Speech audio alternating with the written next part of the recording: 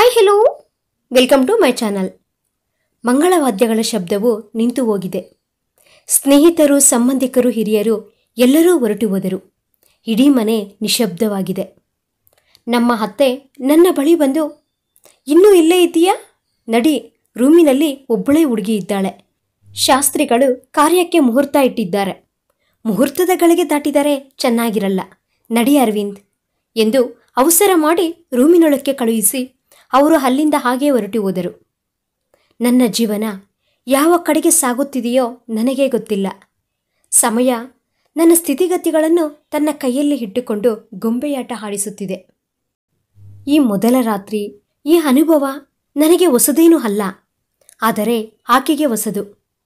ಮನಸ್ಸನ್ನು ಸಮಾಧಾನಗೊಳಿಸಿಕೊಂಡು ನೋಡುವಷ್ಟರಲ್ಲಿ ಬಿಳಿ ರೇಷ್ಮೆ ಸೀರೆಯಲ್ಲಿ ಕಾಲುಗಳಿಗೆ ಪಾರಾಣಿ ಇಟ್ಟುಕೊಂಡು ಎರಡೂ ಕೈಗಳಿಗೆ ಬಳೆಗಳು ಹಾಕಿಕೊಂಡು ಅವುಗಳ ಭಾರ ಹೊರಲಾರದೆ ಕೈಗಳನ್ನು ಹಾಗೇ ಬಿಟ್ಟು ನಿದ್ದೆ ಮಾಡುತ್ತಿದ್ದಾಳೆ ಸಂಧ್ಯಾ. ಒಳೆಯುತ್ತಿರುವ ಅವಳ ಸುಂದರವಾದ ಮುಖ ನೋಡುತ್ತಿದ್ದಂತೆ ನನ್ನ ಮೇಲೆ ನನಗೆ ಅಸಹ್ಯವಾಯಿತು. ನನ್ನ ಅವಶ್ಯಕತೆಗೆ ಅವಳ ಬಡತನ ಕಾರಣವಾಗಿ ತಿಳಿಸಿ ಇವತ್ತೇ 18 ವರ್ಷಕ್ಕೆ ಕಾಲಿಟ್ಟ ಸಂಧ್ಯಾಳನ್ನ ನನ್ನ ಎರಡನೇ ಹೆಂಡತಿಯಾಗಿ ಮದುವೆ ಮಾಡಿದರು ಈ ದೊಡ್ಡವರು. ಸಾಮಾನ್ಯವಾಗಿ 2 ಮಕ್ಕಳ ತಂದೆಯನ್ನ ಮದುವೆಯಾಗಲು ಯಾವ ಹುಡುಗಿಯೂ ಒಪ್ಪಿಕೊಳ್ಳುವುದಿಲ್ಲ. ಪಾವನಿ ನನ್ನನ್ನು ಒಬ್ಬಂಟಿಯನ್ನಾಗಿ ಮಾಡಿ ಹೊರಟು ಹೋಗಿ 1 ವರ್ಷ ತುಂಬುವ ಮೊದಲೇ ನಮ್ಮ ಅತ್ತೆ ನಿರ್ಮಲಾರವರು ನನಗೆ ಈ ಮದುವೆ ಹತ್ತಿರವಿದ್ದು ಮಾಡಿಸಿದರು. ಪ್ರಜ್ವಲ್ಗೆ 5 ವರ್ಷ, ಆದ್ಯಾಗೆ 2 ವರ್ಷ. ಇದು ನಿಜವಾಗಲೂ ನನ್ನ ಕರ್ಮವೇ. ಆ ದಿನ ನನ್ನ ತಂದೆ ತಾಯಿ ನನ್ನಿಂದ ದೂರವಾಗಿದ್ದರಿಂದ ಮಾವ ನನ್ನನ್ನು ಓದಿಸಿ ಇಷ್ಟು ದೊಡ್ಡವನನ್ನಾಗಿ ಮಾಡಿದ್ದಾರೆ.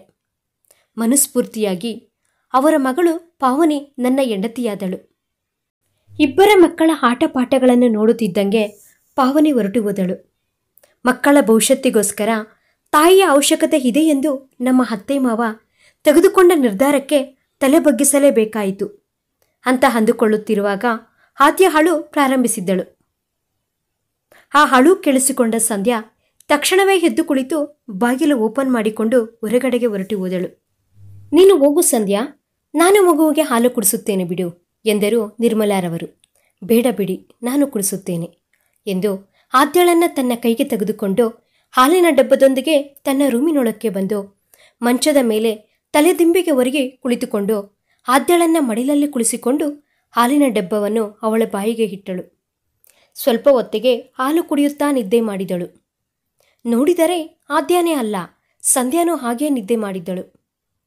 ಮಗುವನ್ನು ನನ್ನ ಜೊತೆ ಕರೆದುಕೊಂಡು ಹೋಗುತ್ತೇನೆ ಎಂದು ನಿರ್ಮಲಾರವರು ಮಗುವನ್ನು ಎತ್ತುಕೊಳ್ಳಲು ಹೋದರೆ ಆದ್ಯ ಕೈಯನ್ನ ಸಂಧ್ಯಾ ಹಿಡಿದುಕೊಂಡಿರುವುದು ನೋಡಿ, ಇಲ್ಲೇ ಇರಲಿ ಬಿಡಿಯತ್ತೆ ಎಂದು ಅವರನ್ನು ಕಳುಹಿಸಿ ಬಾಗಿಲು ಹಾಕಿದನು ಅರವಿಂದ್. ನೋಡಿದರೆ ಸಂಧ್ಯಾ ಮುಖದಲ್ಲಿ ಬಾಲ್ಯ ವಯಸ್ಸಿನ ಛಾಯೆಗಳು ಇನ್ನೂ ಹೋಗಿಲ್ಲ. ಆ ರೀತಿ ಹುಡುಗಿಯ ಕೈಯಲ್ಲಿ ನನ್ನ 2 ವರ್ಷದ ಮಗಳು. ದೇವರೇ, ನಿನಗೆ ದಯೆ ಕರುಣೆ ಇಲ್ಲವೇ? ಈ ರೀತಿಯ ಪರಿಸ್ಥಿತಿಗಳು ನನಗೆ ಕೊಡುವುದಕ್ಕೆ ನಿನಗೆ ಮನಸ್ಸಾದರೂ ಹೇಗೆ ಬಂತು?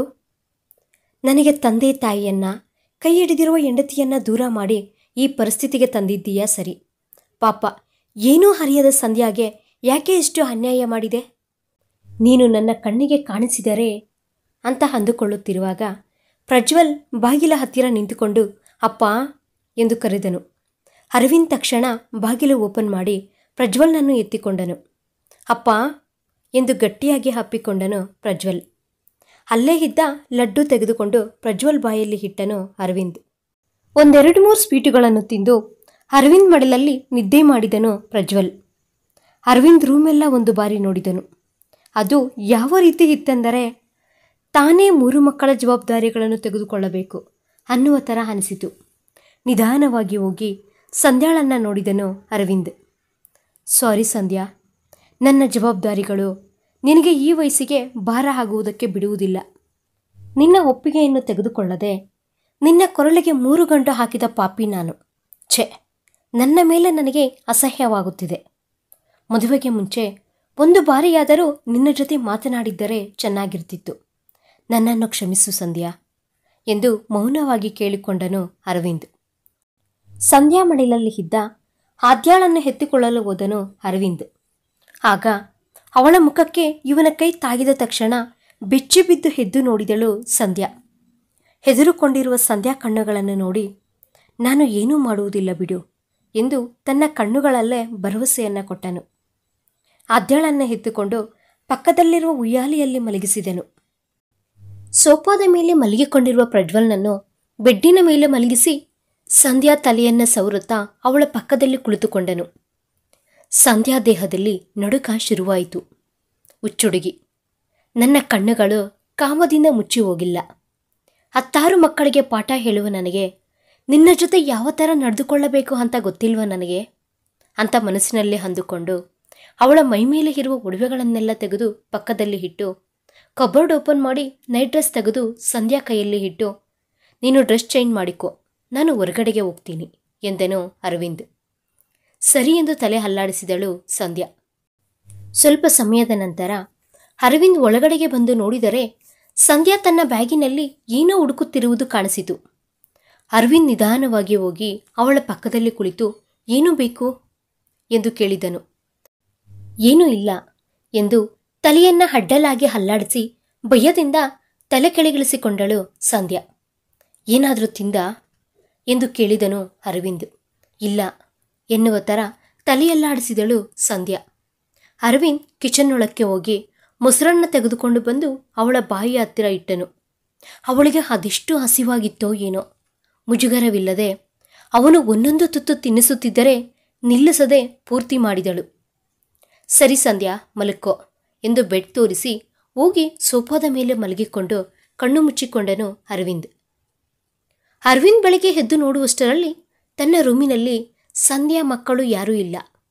ರೂಮಿನಿಂದ ಹೊರಗಡೆ ಬಂದು ನೋಡಿದಾಗ ಪ್ರಜ್ವಲ್ ಹಾಲ್ನಲ್ಲಿ ಆಟ ಆಡಿಕೊಳ್ಳುತ್ತಿದ್ದಾನೆ. ಸಂಧ್ಯಾಗೋಸ್ಕರ ಹುಡುಕಾಡಿದವು ಅರವಿಂದ್ ಕಣ್ಣುಗಳು. ಆದ್ಯಳನ್ನು ಎತ್ತಿಕೊಂಡು ತಲೆ ಉಜ್ಜುತ್ತಾ ಕಾಣಿಸಿದಳು ಸಂಧ್ಯಾ. ನೋಡುತ್ತಿದ್ದಂಗೆ ಆದ್ಯಾಗೆ ಬಟ್ಟೆಗಳು ಹಾಕಿ ಹಾಲು ಕುಡಿಸುತ್ತಿರಬೇಕಾದರೆ ನಿರ್ಮಲಾರವರು ಬಂದು, ನನಗೆ ಕೊಡು ಸಂಧ್ಯಾ, ನೀನು ಹೋಗಿ ಅರವಿಂದನ್ನ ಸ್ಕೂಲ್ಗೆ ಕಳುಹಿಸು ಎಂದಳು. ಸರಿ ಎಂದಳು ಸಂಧ್ಯಾ ಆದ್ಯಳನ್ನು ನಿರ್ಮಲಾರವರ ಕೈಗೆ ಕೊಡುತ್ತಾ. ಸಂಧ್ಯಾ, 1 ನಿಮಿಷ, ನೀನು ನನಗೆ ಮಗಳ ಸಮ, ಅಂದರೆ ನೀನು ನನ್ನ ಮಗಳೇ, ಅಮ್ಮ ಅಂತ ಕರಿ, ಸರಿನಾ ಎಂದರು ನಿರ್ಮಲಾರವರು. ನಿರ್ಮಲಾರವರ ಮಾತುಗಳು ಕೇಳಿ ಅರವಿಂದ್ಗೆ ನಗು ಬಂತು. ವಿಧಿ ವಿಚಿತ್ರ. ನನಗೆ ಸಂಧ್ಯಾ ಅಪ್ಪ ಅಮ್ಮನೂ ಅತ್ತೆ ಮಾವ, ಪಾವನಿ ಅಪ್ಪ ಅಮ್ಮನೂ ಸಹ ನನಗೆ ಅತ್ತೆ ಮಾವನೇ. ಸಂಧ್ಯಾಗೆ ತನ್ನ ಎತ್ತವರು ಸಹ ಅಪ್ಪ ಅಮ್ಮನೇ, ನನ್ನ ಅತ್ತೆ ಮಾವನೂ ಅಪ್ಪ ಅಮ್ಮನೇ ಅಂತ ಅಂದುಕೊಂಡನು ಅರವಿಂದ್. ಅರವಿಂದ್ ಬರುವುದು ನೋಡಿ ಸಂಧ್ಯಾ ಅಲ್ಲಿಂದ ಹಾಗೆ ಅಡುಗೆ ಮನೆಗೆ ಹೋಗಿ ಟೀ ತೆಗೆದುಕೊಂಡು ಬಂದು ಅರವಿಂದ್ ಕೈಗೆ ಕೊಟ್ಟಳು. ಟೀ ಟೇಸ್ಟ್ ಹೊಸದಾಗಿದೆ, ಸಂಧ್ಯಾ ಮಾಡಿರುವುದು ಅಂದ್ಕೊಳ್ತೀನಿ. ಪಾವನಿಗೆ ಟೀ ಮಾಡುವುದು ಬರುವುದಿಲ್ಲ. ಅತ್ತೆಯ ಕೈ ರುಚಿ ಇಲ್ಲಿಯ ತನಕ ನನಗೆ ಗೊತ್ತು.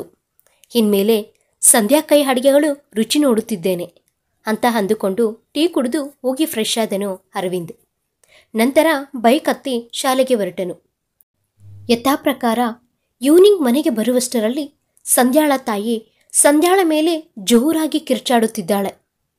ಯಾಕೆ, ಏನಿರಬಹುದು ಎಂದು ಗಾಡಿ ಪಕ್ಕಕ್ಕೆ ಹಾಕಿ ಅಲ್ಲೇ ನಿಂತುಕೊಂಡನು. ಬುದ್ಧಿ ಇಲ್ವ ಸಂಧ್ಯಾ ನಿನಗೆ?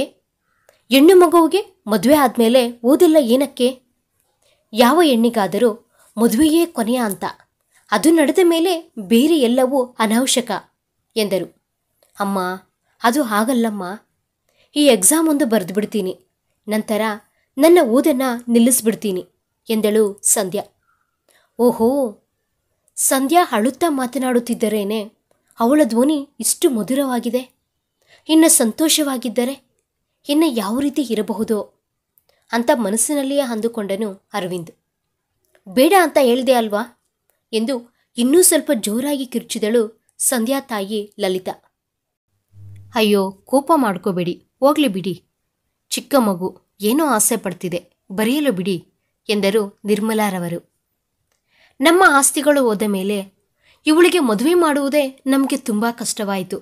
ಆ ರೀತಿ ಇರುವಾಗ ಎಂದು ಏನೋ ಹೇಳಲು ಹೋದಾಗ ಸಂಧ್ಯಾಳ ಮುಖ ನೆನಪಿಗೆ ಬಂದು ಫಾಸ್ಟಾಗಿ ಮನೆಯೊಳಕ್ಕೆ ಹೋದೆನು ಅರವಿಂದ್. ಅರವಿಂದ್ ಬಂದಿದ್ದು ನೋಡಿ ಎಲ್ಲರೂ ಸೈಲೆಂಟ್ ಆದರು. ಸಂಧ್ಯಾ ನಿಧಾನವಾಗಿ ಆದ್ಯಾಳನ್ನು ಎತ್ತುಕೊಂಡು ಕಿಚನ್ನೊಳಕ್ಕೆ ಹೊರಟು ಹೋದಳು. ಸಂಧ್ಯಾ, ಅರವಿಂದ್ಗೆ ಟೀ ತಗೊಂಡ್ಬಾ ಎಂದರು ನಿರ್ಮಲಾರವರು. ಸಂಧ್ಯಾ ಟೀ ತಂದು ಕೊಟ್ಟಳು. ಅವಳ ಮುಖ ಹತ್ತು ಕೆಂಪಗಾಗಿದೆ. ಸೂರ್ಯಾಸ್ತವಾಗುವ ಸಮಯದಲ್ಲಿ ಸೂರ್ಯ ಕೆಂಪಗಾಗುವ ಥರ. ಏನಾಯಿತು ಎಂದು ಕೇಳಿದನು ಅರವಿಂದ್. ಅದು ಏನಿಲ್ಲ ಬಿಡಪ್ಪ ಎಂದಳು ಸಂಧ್ಯಾಳ ತಾಯಿ. ನಿರ್ಮಲಾರವರು ಅರವಿಂದ್ ಕಡೆ ತಿರುಗಿ, ಅರವಿಂದ್, ಸಂಧ್ಯಾ ಇಂಟರ್ ಸೆಕೆಂಡ್ ಇಯರ್ ಎಕ್ಸಾಮ್ ಬರೆಯುತ್ತೇನೆ ಎಂದು ಕೇಳುತ್ತಿದ್ದಾಳೆ. ಬರೆದ್ಬಿಟ್ರೆ ಮುಗ್ದೋಗುತ್ತಲ್ವಾ ಎಂದರು. ಪ್ರಾಕ್ಟಿಕಲ್ಸ್ ಕಂಪ್ಲೀಟ್ ಆಗಿದೆಯಾ ಸಂಧ್ಯಾ ಎಂದು ಕೇಳಿದನು ಅರವಿಂದ್. ಮುಗಿದಿದೆ ಎನ್ನುವ ಥರ ತಲೆ ಅಲ್ಲಾಡಿಸಿದಳು ಸಂಧ್ಯಾ. ಸಂಧ್ಯಾ, ಈ ಇಂಟರ್ ಮಾತ್ರ ಅಲ್ಲ, ಆಕೆ ಎಲ್ಲಿಯ ತನಕ ಓದುತ್ತಾಳೋ ಅಲ್ಲಿಯ ತನಕ ಓದಬಹುದು ಎಂದನು ಅರವಿಂದ್. ಅರವಿಂದ್ ಮಾತಿಗೆ ಸಂಧ್ಯಾ ಅವನ ಕಡೆ ನೋಡಿದಳು. ಯಾಕಪ್ಪ ಸುಮ್ಮನೆ ವೇಸ್ಟ್ ಖರ್ಚುಗಳು? ನಿನ್ನ ಮಕ್ಕಳನ್ನು ನೋಡಿಕೊಳ್ಳುವುದಕ್ಕೆ ಸಂಧ್ಯಾಳನ್ನ ಕೊಟ್ಟು ಮದುವೆ ಮಾಡಿದ್ದು ಎಂದರು ಸಂಧ್ಯಾ ತಾಯಿ. ಸಂಧ್ಯಾಳನ್ನ ನನಗೆ ಕೊಟ್ಟು ಮದುವೆ ಮಾಡಿದ್ದೀರಾ, ಅಲ್ಲಿಗೆ ನಿಮ್ಮ ಜವಾಬ್ದಾರಿ ಪೂರ್ತಿ ಮುಗಿದಿದೆ. ಈಗ ಸಂಧ್ಯಾ ನನ್ನ ಹೆಂಡತಿ, ಯಾವ ರೀತಿ ನೋಡಿಕೊಳ್ಳಬೇಕು ಅಂತ ನನಗೆ ಗೊತ್ತು ಎಂದು ಸಂಧ್ಯಾಳ ಭುಜದ ಮೇಲೆ ಪ್ರೀತಿಯಿಂದ ಕೈ ಹಾಕಿದನು ಅರವಿಂದ್. ಶಬಾಷ್ ಅಳಿಯ, ಗಂಡಸು ಮಾತು ಮಾತನಾಡಿದೆ, ಅದು ಆ ರೀತಿ ಇರಬೇಕು. ಚೆನ್ನಾಗಿ ಓದಿಸೋ ನನ್ನ ಮಗಳನ್ನ ಎಂದರು ಅರವಿಂದ್ ಮಾವ, ಅಂದರೆ ಪಾವನಿ ತಂದೆ ಭಾಸ್ಕರ್ ರವರು. ಪಾವನಿಗೆ ಓದು ಅಷ್ಟೊಂದು ಅಂಟಲಿಲ್ಲ. ಸಂಧ್ಯಾ ಚೆನ್ನಾಗಿ ಓದುತ್ತಾಳೆ, ಓದಿಸಿದರೆ ತಪ್ಪೇನು ಎಂದು ಸಂಧ್ಯಾಳ ಹತ್ತಿರ ಬಂದು ಚೆನ್ನಾಗಿ ಓದಬೇಕು, ಈ ತಂದೆಯ ಹೆಸರನ್ನ ನಿಲ್ಲಿಸಬೇಕು ಎಂದರು. ಸಂಧ್ಯಾ ಮುಗುಳ್ನಕ್ಕಳು. ಭಾಸ್ಕರ್ ಅವರು ಸಂಧ್ಯಾಳ ತಾಯಿಯ ಕಡೆ ತಿರುಗಿ, ನಿಮ್ಮ ಮಗಳನ್ನ ನಮಗೆ ಕೊಟ್ಬಿಟ್ಟಿದ್ದೀರಾ, ಇನ್ಮುಂದೆ ಅವಳ ಜವಾಬ್ದಾರಿ ನಮ್ಮದು, ನೀವು ನಿಶ್ಚಿಂತೆಯಿಂದ ಇರಿ. ನಿಮಗೆ ನೋಡಬೇಕು ಅನಿಸಿದಾಗ ಬಂದು ಹೋಗಬಹುದು, ಅಷ್ಟೇ ವಿನಃ ಸಂಧ್ಯಾಳಿಗೆ ಯಾವುದೇ ರೀತಿಯ ನಿರ್ಬಂಧಗಳನ್ನು ವಿಧಿಸಬೇಡಿ ಎಂದರು. ಸಂಧ್ಯಾಳ ತಾಯಿ ಮೌನವಾಗಿ ಇದ್ದು ಬಿಟ್ಟರು. ಅಮ್ಮ ಸಂಧ್ಯಾ, ಈ ಮನೆ ನಿನ್ನ ಸ್ವಂತ ಮನೆಯ ಥರ, ನೀನು ಈ ಮನೆಯ ಮಹಾಲಕ್ಷ್ಮಿ. ಈ ಮನೆಯಲ್ಲಿ ನಿನ್ನ ನಗು ಕೇಳಿಸಬೇಕೇ ವಿನಃ ನಿನ್ನ ಕಣ್ಣೀರು ನೋವು ಕಾಣಿಸಬಾರದು ಎಂದರು. ಸಂಧ್ಯಾ ನಕ್ಕಳು. ಅರವಿಂದ್ ಏನು ಕೇಳಿದರೂ ತಲೆ ಹಾಡಿಸುವ ಸಂಧ್ಯಾ ಭಾಸ್ಕರ್ ಅವರ ಮಾತುಗಳಿಗೆ ನಕ್ಕಳು. ಪ್ರಜ್ವಲ್ಗೆ ತಂದೆ ಎಂದರೆ ತುಂಬ ಇಷ್ಟ. ಅದಕ್ಕೆ ಅರವಿಂದ್ ಸ್ಕೂಲ್ನಿಂದ ಬಂದಿದ ತಕ್ಷಣ ಅವನ ಹತ್ತಿರಕ್ಕೆ ಹೊರಟೋಗ್ಬಿಡ್ತಾನೆ. ಆದ್ಯಳನ್ನ ಎತ್ತುಕೊಂಡು ಮತ್ತೆ ಕಿಚನ್ನೊಳಕ್ಕೆ ಹೊರಟು ಹೋದಳು ಸಂಧ್ಯಾ. ಸಂಧ್ಯಾ ಎಕ್ಸಾಮ್ಸ್ಗೆ ಪ್ರಿಪೇರ್ ಆಗುತ್ತಿದ್ದಾಳೆ. ನಿರ್ಮಲಾರವರು ಮಕ್ಕಳ ಹಾಗೂ ಮನೆ ಜವಾಬ್ದಾರಿಯನ್ನು ವಹಿಸಿಕೊಂಡಿದ್ದಾರೆ. ಎಕ್ಸಾಮ್ಸ್ ಬಂದೇ ಬಿಟ್ಟವು. ಸಂಧ್ಯಾಳನ್ನ ಎಕ್ಸಾಮ್ ಸೆಂಟರಿಗೆ ಅರವಿಂದ್ನೇ ಕರೆದುಕೊಂಡು ಹೋದನು. ಎಕ್ಸಾಮ್ ಕಂಪ್ಲೀಟ್ ಆಗುವ ತನಕ ಅರವಿಂದ್ ಹೊರಗಡೆ ಕುಳಿತು ಕಾಯುತ್ತಿದ್ದಾನೆ.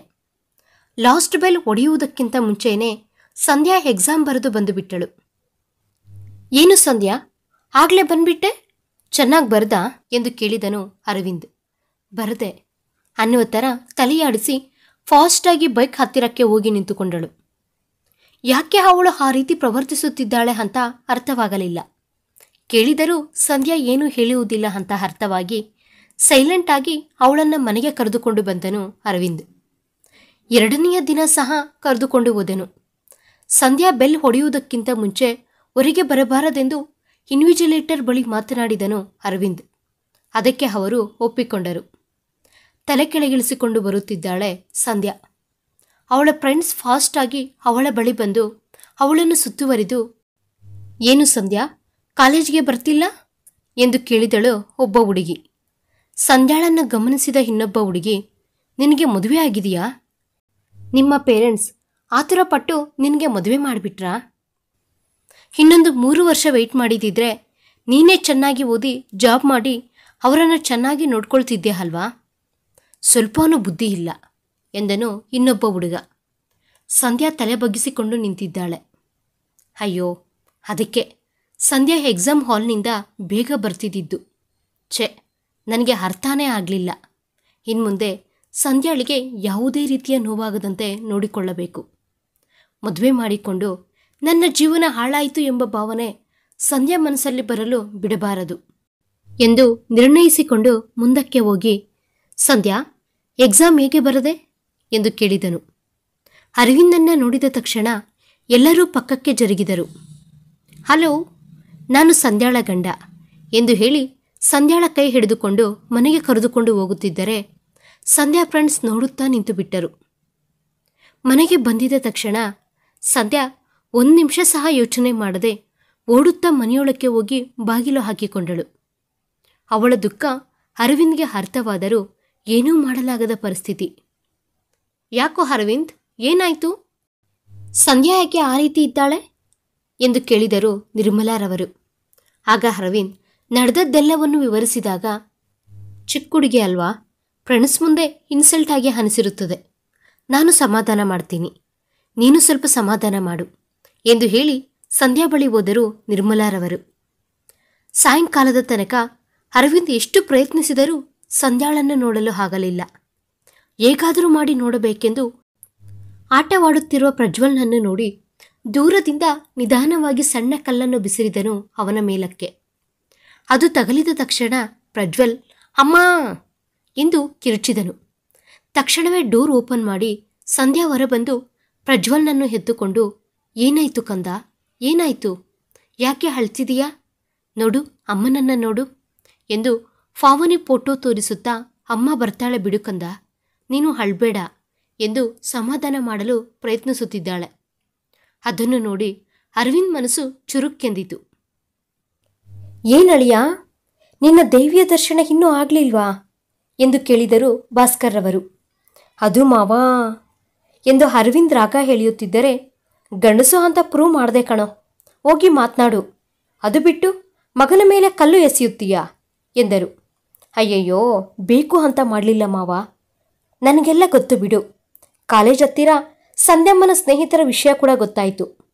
ಹನುಮಂತನ ಮಗಳು ಹೇಳಿದಳು, ನೀನು ಬೇಜಾರು ಮಾಡ್ಕೋಬೇಡ, ಪಾವನಿ ಮಾಡಿದ ಕೆಲಸದಿಂದ ನಾವು ತುಂಬ ಅವಮಾನಗಳನ್ನು ಎದುರಿಸಬೇಕೆಂದು ಗೊತ್ತು. ಆದರೆ ಈ ಮದುವೆ ನಡೆದಿದ್ದರಿಂದ ಸಂಧ್ಯಾಳಿಗೆ ಯಾವುದೇ ರೀತಿಯ ನಷ್ಟವಾಗಬಾರದು ಎಂದು ಅರವಿಂದ್ ಭುಜ ತಟ್ಟಿ ಹೊರಟು ಹೋದರು. ಎಷ್ಟು ಹೊತ್ತು ನೋಡಿದರೂ ಸಂಧ್ಯಾ ಮುಖ ಸರಿಯಾಗಿ ಕಾಣಿಸಲಿಲ್ಲ. ಅವಳ ಜೊತೆ ಮಾತನಾಡಲು ಸಹ ಸಾಧ್ಯವಾಗಲಿಲ್ಲ. ಪಾವನಿ ಆ ರೀತಿ ಆತ್ಮಹತ್ಯೆ ಮಾಡಿಕೊಂಡಿದ್ದೇ ನಮ್ಮೆಲ್ಲರಿಗೂ ಈ ಪರಿಸ್ಥಿತಿ ಬರಲು ಕಾರಣ. ಸಂಧ್ಯಾ ಇನ್ನೂ ಚಿಕ್ಕ ಮಗು, ಅವಳಿಗೆ ಮತ್ತೆ ನನ್ನ 2 ಮಕ್ಕಳು. ದೇವರೇ, ನಿನ್ನ ಮೇಲೇನೆ ಭಾರ ಹಾಕ್ತಿದ್ದೀನಿ, ನೀನೇ ಕಾಪಾಡಬೇಕು ಎಂದು ಅಲ್ಲೇ ಇದ್ದ ಬೆಂಚಿಗೆ ಹೊರಗೆ ಮಲಗಿಕೊಂಡನು. ತುಂಬ ಸಮಯದ ನಂತರ, ಅರವಿಂದ್ ಎದ್ದೇಳು, ಈ ಹಾಲು ಕುಡಿ ಎಂದು ಕೈಗೆ ಲೋಟವನ್ನು ಕೊಟ್ಟರು ನಿರ್ಮಲಾರವರು. ಅವನು ಕುಡಿದಾದ ಮೇಲೆ ನಂತರ ಇನ್ನೊಂದು ಗ್ಲಾಸ್ ಹಾಲು ಕೊಟ್ಟು, ಸಂಧ್ಯಾ ಎಷ್ಟು ಕೇಳಿಕೊಂಡರೂ ಒಂದು ತುತ್ತು ಅನ್ನನೂ ತಿನ್ನಲಿಲ್ಲ. ನೀನಾದರೂ ಎಂದರು ನಿರ್ಮಲಾರವರು. ಸಂಧ್ಯಾ ಮಾಡಿದ ಕೆಲಸಕ್ಕೆ ಸ್ವಲ್ಪ ಕೋಪ ಬಂತು ಅರವಿಂದ್ಗೆ. ಊಟ ತಿನ್ನುವುದು ಬಿಟ್ಟರೆ ಸಮಸ್ಯೆಗಳು ಬಗೆಹರಿಯುತ್ತವಾ ಅಂತ ಅಂದುಕೊಂಡು ಹಾಲಿನ ಲೋಟ ತೆಗೆದುಕೊಂಡು ಒಳಗಡೆಗೆ ಹೋದನು. ತುಂಬ ಹತ್ತಂಗಿದ್ದಾಳೆ. ಅವಳ ಮುಖ ಎಲ್ಲ ಕೆಂಪಗಾಗಿದೆ. ನಿಧಾನವಾಗಿ ಅವಳ ತಲೆಯನ್ನು ಸವರಿದನು. ಅವಳಿಗೆ ಎಚ್ಚರವಾಗಲಿಲ್ಲ. ನಂತರ ಅವಳ ಭುಜದ ಮೇಲೆ ಕೈ ಹಾಕಿ, ಸಂಧ್ಯಾ ಸಂಧ್ಯಾ ಎಂದು ಅವಳ ಭುಜವನ್ನು ತಟ್ಟಿದಾಗ ಬೆಚ್ಚಿ ಬಿದ್ದು ಎದ್ದು ಕುಳಿತು ಸೀರೆಯನ್ನು ಸರಿ ಮಾಡಿಕೊಂಡಳು. ನಿಧಾನವಾಗಿ ಅವಳ ತಲೆಯನ್ನು ಸವರುತ್ತಾ ಹಾಲಿನ ಲೋಟವನ್ನು ಬಾಯಿಯ ಬಳಿ ಇಟ್ಟನು. ಅವಳು ಬೇಡ ಅನ್ನುವ ಥರ ತಲೆ ಆ ಕಡೆ ತಿರುಗಿಸಿಕೊಂಡಳು. ಸಾರಿ ಸಂಧ್ಯಾ, ಗೊತ್ತಿಲ್ಲದೆ ಮಾಡಿದೆ ಎಂದನು. ಬೆಡ್ನ ಆ ಕಡೆಯಿಂದ ಇಳಿದು ಬಾತ್ರೂಮ್ನೊಳಕ್ಕೆ ಹೊರಟು ಹೋದಳು. ಅವಳು ಆ ರೀತಿ ಕೋಪ ಮಾಡಿಕೊಳ್ಳುವುದರಲ್ಲಿ ತಪ್ಪೇನಿಲ್ಲ. ನಾನು ಒಬ್ಬ ಟೀಚರ್ ಆಗಿದ್ದುಕೊಂಡು ಅವಳ ಮನಸ್ಸನ್ನು ಅರ್ಥ ಮಾಡಿಕೊಳ್ಳಲಾಗಲಿಲ್ಲ ಎಂದು ಬೇಸರ ಪಟ್ಟುಕೊಂಡನು ಅರವಿಂದ್. ಸ್ವಲ್ಪ ಸಮಯದ ನಂತರ ಆದ್ಯಳನ್ನು ತನ್ನ ಮಡಿಲಲ್ಲಿ ಕುಳಿಸಿಕೊಂಡು ಹಾಲು ಕುಡಿಸುತ್ತಿದ್ದಾಳೆ ಸಂಧ್ಯಾ. ನಿದ್ದೆಯಲ್ಲಿರುವ ಆದ್ಯ ಹಾಲು ಕುಡಿಯುತ್ತಿದ್ದಾಳೆ. ಇನ್ನು ತಡ ಮಾಡಬಾರದೆಂದು ಸಂಧ್ಯಳಿಗೆ ಬಲವಂತವಾಗಿ ಹಾಲು ಕುಡಿಸಿಬಿಟ್ಟನು ಅರವಿಂದ್. ಇವತ್ತೇ ಅಲ್ಲ, ಜೀವನ ಪೂರ್ತಿ ಸಂಧ್ಯಾ ಜವಾಬ್ದಾರಿಗಳು ನನ್ನವೇ. ಆಕೆ ಏನು ಮಾಡಬೇಕೆಂದುಕೊಂಡರೂ ನನ್ನ ಪೂರ್ತಿ ಸಹಕಾರ ಅವಳಿಗೆ ಕೊಡಬೇಕು ಅಂತ ಅಂದುಕೊಂಡನು. ಆ ಕ್ಷಣದಲ್ಲಿ ಅವನಿಗೆ ಇಬ್ಬರೂ ಒಂದೇ ಥರ ಕಾಣಿಸಿದರು. ನನಗೆ 2 ಮಕ್ಕಳಲ್ಲ, 3 ಜನ ಮಕ್ಕಳು ಎಂದು ನಿರ್ಣಯಿಸಿಕೊಂಡನು. ಸಂಧ್ಯಾಗೆ ಯಾವುದೇ ತೊಂದರೆಯಾಗದಂತೆ ಎಕ್ಸಾಮ್ಸ್ ಎಲ್ಲ ಪೂರ್ತಿ ಮಾಡಿಸಿದನು. ಲಾಸ್ಟ್ ಎಕ್ಸಾಮ್ ದಿನ ಎಕ್ಸಾಮ್ ಹಾಲ್ ಹತ್ತಿರಕ್ಕೆ ಒಂದು ಸಣ್ಣ ವೆಹಿಕಲ್ ತಂದು ಸಂಧ್ಯಾ ಸ್ನೇಹಿತರನ್ನೆಲ್ಲ ಮನೆಗೆ ಕರೆದುಕೊಂಡು ಹೋದನು ಅರವಿಂದ್. ಮೊದಲೇ ಅಂದುಕೊಂಡಂಗೆ ಎಲ್ಲರಿಗೂ ಊಟದ ವ್ಯವಸ್ಥೆ ಮಾಡಿಸಿದ್ದರು ಭಾಸ್ಕರ್ ರವರು. ಎಲ್ಲರೂ ಊಟ ಮಾಡಿ ಸಂಧ್ಯಳಿಗೆ ಒಳ್ಳೆ ಕುಟುಂಬ ಸಿಕ್ಕಿದೆ ಎಂಬ ಸಂತೃಪ್ತಿ ಅವರಲ್ಲಿ ಮೂಡಿತು. ಎಲ್ಲರೂ ಇವರಿಬ್ಬರಿಗೆ ವಿಶ್ ಮಾಡಿ ಹೊರಟು ಹೋದರು. ಈಗ ಸಂಧ್ಯಾಗೆ ಹಾಲಿಡೇಸ್. ಆದ್ಯ ಯಾವಾಗಲೂ ಸಂಧ್ಯಾ ಕೈಯಲ್ಲೇ ಇರ್ತಾಳೆ. ಸಂಧ್ಯಾ ಅರವಿಂದ್ ಜೊತೆ ಮಾತನಾಡುವುದಿಲ್ಲ. ಆದರೆ ಅವನಿಗೆ ಬೇಕಾಗಿರುವುದನ್ನೆಲ್ಲ ಅರೇಂಜ್ ಮಾಡಿ ಇಡುವುದನ್ನು ಕಲಿಯುತ್ತಿದ್ದಾಳೆ. ಈಗ ಮಕ್ಕಳಿಬ್ಬರು ನಿರ್ಮಲಾರವರನ್ನು ಮರೆತು ಸಂಧ್ಯಾಳಿಗೆ ತುಂಬ ಹತ್ತಿರವಾಗುತ್ತಿದ್ದಾರೆ. ಈಗ ಅರವಿಂದ್ ಸಂಧ್ಯಾಳನ್ನು ಹುಡುಕುವ ಅವಶ್ಯಕತೆ ಇಲ್ಲ. ಯಾಕೆಂದರೆ ಬೆಕ್ಕಿನ ಕತ್ತಿನಲ್ಲಿ ಗಂಟೆ ಕಟ್ಟಿರುವ ಹಾಗೆ ಸಂಧ್ಯಾ ಬಳಿ ಮಕ್ಕಳಿಬ್ಬರ ನಗು ಯಾವಾಗಲೂ ಕೇಳಿಸುತ್ತಿರುತ್ತದೆ. ಆಟಗಳು ಕಾಣಿಸುತ್ತಿರುತ್ತವೆ. 2 ತಿಂಗಳು 2 ಕ್ಷಣಗಳಂತೆ ಕಳೆದು ಹೋಯಿತು. ಸಂಧ್ಯಾ ರಿಸಲ್ಟ್ ಬಂದಿತು. ಅರವಿಂದ್ ಭಾಸ್ಕರ್ ಅವರು ಹೋಗಿ ರಿಸಲ್ಟ್ ನೋಡುವಷ್ಟರಲ್ಲಿ ಅರವಿಂದ್ಗೆ ಅಲ್ಲ, ಭಾಸ್ಕರ್ ಅವರಿಗೆ ಕೂಡ ಶಾಕ್ ಆಯಿತು.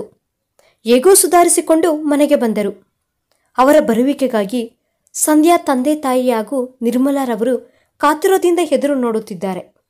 ನಿರ್ಮಲಾರವರು ಸಂಧ್ಯಾ ತೆಗೆದುಕೊಂಡ ಮಾರ್ಕ್ಸ್ ನೋಡಿ ಸಂತೋಷದಿಂದ ಕುಣಿದಾಡಿ ಸಂಧ್ಯಾ ಬಾಯಿ ಸಿಹಿ ಮಾಡಿದರು. ಹಾಗೆ ನಮ್ಮ ಸಂಧ್ಯಾ ಫಸ್ಟ್ ರ್ಯಾಂಕ್ನಲ್ಲಿ ಪಾಸ್ ಆಗಿದ್ದಾಳೆ ಎಂದು ಸಂತೋಷದಿಂದ ಎಲ್ಲರಿಗೂ ಹೇಳುತ್ತಾ ಸ್ವೀಟ್ಸ್ ಹಂಚುತ್ತಿದ್ದಾರೆ. ಆದರೆ ರಿಸಲ್ಟ್ ನೋಡಿದರೂ ಸಂಧ್ಯಾ ಮಾತ್ರ ಹದ್ದಳನ್ನು ಹಾಡಿಸುತ್ತಾ ಸೈಲೆಂಟ್ ಆಗಿ ಕುಳಿತಿದ್ದಾಳೆ.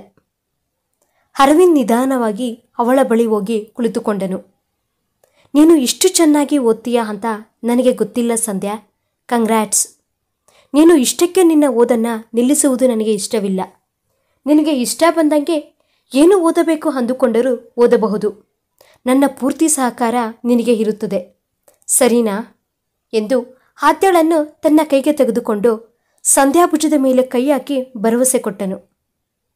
ಸಂಧ್ಯಾ ನಿಧಾನವಾಗಿ ಅರವಿಂದ್ ಭುಜದ ಮೇಲೆ ತನ್ನ ತಲೆಯನ್ನು ಇಟ್ಟಳು. ಆದ್ಯ ನಿಧಾನವಾಗಿ ಅರವಿಂದ್ ಕೈಯಿಂದ ಸಂಧ್ಯಾ ಹತ್ತಿರಕ್ಕೆ ಹೊರಟು ಹೋದಳು. ಅರವಿಂದ್ ಸಂಧ್ಯಾಳನ್ನು ಡಿಗ್ರಿ ಕಾಲೇಜಿಗೆ ಕರೆದುಕೊಂಡು ಹೋದನು. ಸಂಧ್ಯಾ ಫಾರ್ಮ್ ಫಿಲ್ ಮಾಡಿ ಗಾರ್ಡಿಯನ್ಗೆ ಸಹಿ ಮಾಡುವಂತೆ ಅವನ ಕೈಗೆ ಕೊಟ್ಟಳು. ಸಂಧ್ಯಾ ಅಗ್ರಿಕಲ್ಚರ್ BSc ತೆಗೆದುಕೊಂಡಿದ್ದಳು. ಯಾಕೋ ಗೊತ್ತಿಲ್ಲ, ಅರವಿಂದ್ ಮನಸ್ಸಲ್ಲಿ ಸಂತೋಷ ತಾಂಡವಾಡುತ್ತಿದೆ. ಅವನು ಓದುವ ಟೈಮಲ್ಲಿ ಈ ಕೋರ್ಸ್ ಮಾಡಬೇಕೆಂದುಕೊಂಡಿದ್ದನು. ಆದರೆ ಆಗ ಅವನ ತಾಯಿ ಒಪ್ಪಿಕೊಂಡಿರಲಿಲ್ಲ. ಏಕೆಂದರೆ ಅವರಿಗೆ ವ್ಯವಸಾಯ ಮಾಡುವುದು ಇಷ್ಟವಿರಲಿಲ್ಲ. ಅರವಿಂದ್ ತಂದೆ ವ್ಯವಸಾಯ ಮಾಡುತ್ತಿದ್ದರು. ಬೆಳೆಗಳು ತುಂಬ ನಷ್ಟವಾಗುತ್ತಿದ್ದರಿಂದ ಏನು ಮಾಡಬೇಕು ಅಂತ ಗೊತ್ತಾಗದೆ ಅದರ ಕೊರಗಿನಲ್ಲಿಯೇ ಅರವಿಂದ್ ತಂದೆ ಆತ್ಮಹತ್ಯೆ ಮಾಡಿಕೊಂಡಿದ್ದರು. ಆ ಭಯದಿಂದ ಅರವಿಂದ್ ತಾಯಿ ಅರವಿಂದ್ ವ್ಯವಸಾಯ ಮಾಡಲು ಒಪ್ಪಿಕೊಳ್ಳುತ್ತಿರಲಿಲ್ಲ. ಸಂಧ್ಯಾ ಏನು ನನ್ನ ಮನಸ್ಸನ್ನು ಇಷ್ಟು ಚೆನ್ನಾಗಿ ಓದು ಬಿಡುತ್ತಿದ್ದಾಳೆ ಎಂದು ಸ್ವಲ್ಪ ಚಿರುಕೋಪ ಕೂಡ ಬಂದಿತು ಅವಳ ಮೇಲೆ ಅರವಿಂದಿಗೆ. ನಿನಗೆ ಈ ಕೋರ್ಸ್ ತೆಗೆದುಕೊಳ್ಳಬೇಕು ಅಂತ ಏಕೆ ಅನಿಸಿತು ಎಂದು ಅರವಿಂದ್ ಕೇಳಿದಾಗ ಸಂಧ್ಯಾ, ನನಗೆ ಇಷ್ಟ.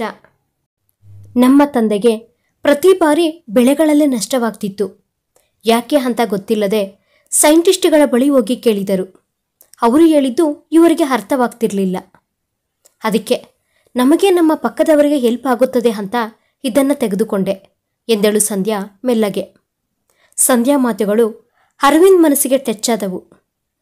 ಫೀಸ್ ಪೇ ಮಾಡಿ ಅವಳಿಗೆ ಬೇಕಾಗಿರುವುದನ್ನೆಲ್ಲ ತೆಗೆದುಕೊಟ್ಟು ಮನೆಗೆ ಕರೆದುಕೊಂಡು ಬಂದನು. ಅಷ್ಟೊತ್ತಿಗಾಗಲೇ ಮಕ್ಕಳು ಅಳುತ್ತಿದ್ದರು. ಸಂಧ್ಯಾಳನ್ನು ನೋಡಿದ ತಕ್ಷಣ ಅವರ ಮುಖದಲ್ಲಿ ಅಳು ಮಾಯವಾಗಿ ನಗು ಹರಳಿತು. ಅಮ್ಮೋ, ಮಕ್ಕಳು 3 ತಿಂಗಳಲ್ಲೇ ಸಂಧ್ಯಾಳಿಗೆ ಇಷ್ಟು ಹತ್ತಿರವಾದರಾ ಎಂದು ಅನಿಸಿತು. ಹಾಫ್ ಡೇ ಕಾಲೇಜ್, ನಂತರ ಮಕ್ಕಳು, ಇದೇ ಸಂಧ್ಯಾಳ ಪ್ರಪಂಚ. ಅಷ್ಟೇನಾ ಅಂದರೆ ಅರವಿಂದ್ಗೆ ಗೊತ್ತಿಲ್ಲದೆ ಅವನ ಅವಶ್ಯಕತೆಗಳನ್ನು ತಿಳಿದುಕೊಂಡು ಮಾಡಿಕೊಡುತ್ತಿದ್ದಳು. ಇನ್ನೂ ಸರಿಯಾಗಿ 20 ವರ್ಷ ಕೂಡ ತುಂಬಿಲ್ಲ ಈ ಹುಡುಗಿಗೆ. ಈ ವಯಸ್ಸಿಗೆ ಇಷ್ಟೊಂದು ಗೊತ್ತಾ ಇವಳಿಗೆ ಎನ್ನುವ ಅನುಮಾನ ಅರವಿಂದ್ಗೆ ಶುರುವಾಗುತ್ತಿತ್ತು. ಪ್ರತಿದಿನ ಅರವಿಂದ್ ಸಂಧ್ಯಾಳನ್ನು ಕಾಲೇಜಿಗೆ ಕರೆದುಕೊಂಡು ಹೋಗುತ್ತಿದ್ದನು. ಅವನಿಗೆ ಬಿಡುವಿಲ್ಲದ ಸಮಯದಲ್ಲಿ ಭಾಸ್ಕರ್ ಅವರು ಕರೆದುಕೊಂಡು ಹೋಗುತ್ತಿದ್ದರು. ನಿರ್ಮಲಾರವರು ಸಂಧ್ಯಾ ಬರುವ ತನಕ ಮಕ್ಕಳ ಜೊತೆಗೆ ಹಾಯಾಗಿ ಕಾಲ ಕಳೆಯುತ್ತಿದ್ದರು. ಹಾಗೇ 1 ವರ್ಷ ಕಳೆದು ಹೋಯಿತು. ಒಂದು ದಿನ ಸಂಧ್ಯಾ ಅರವಿಂದನ್ನ ದೇವಸ್ಥಾನಕ್ಕೆ ಕರೆದುಕೊಂಡು ಹೋದಳು.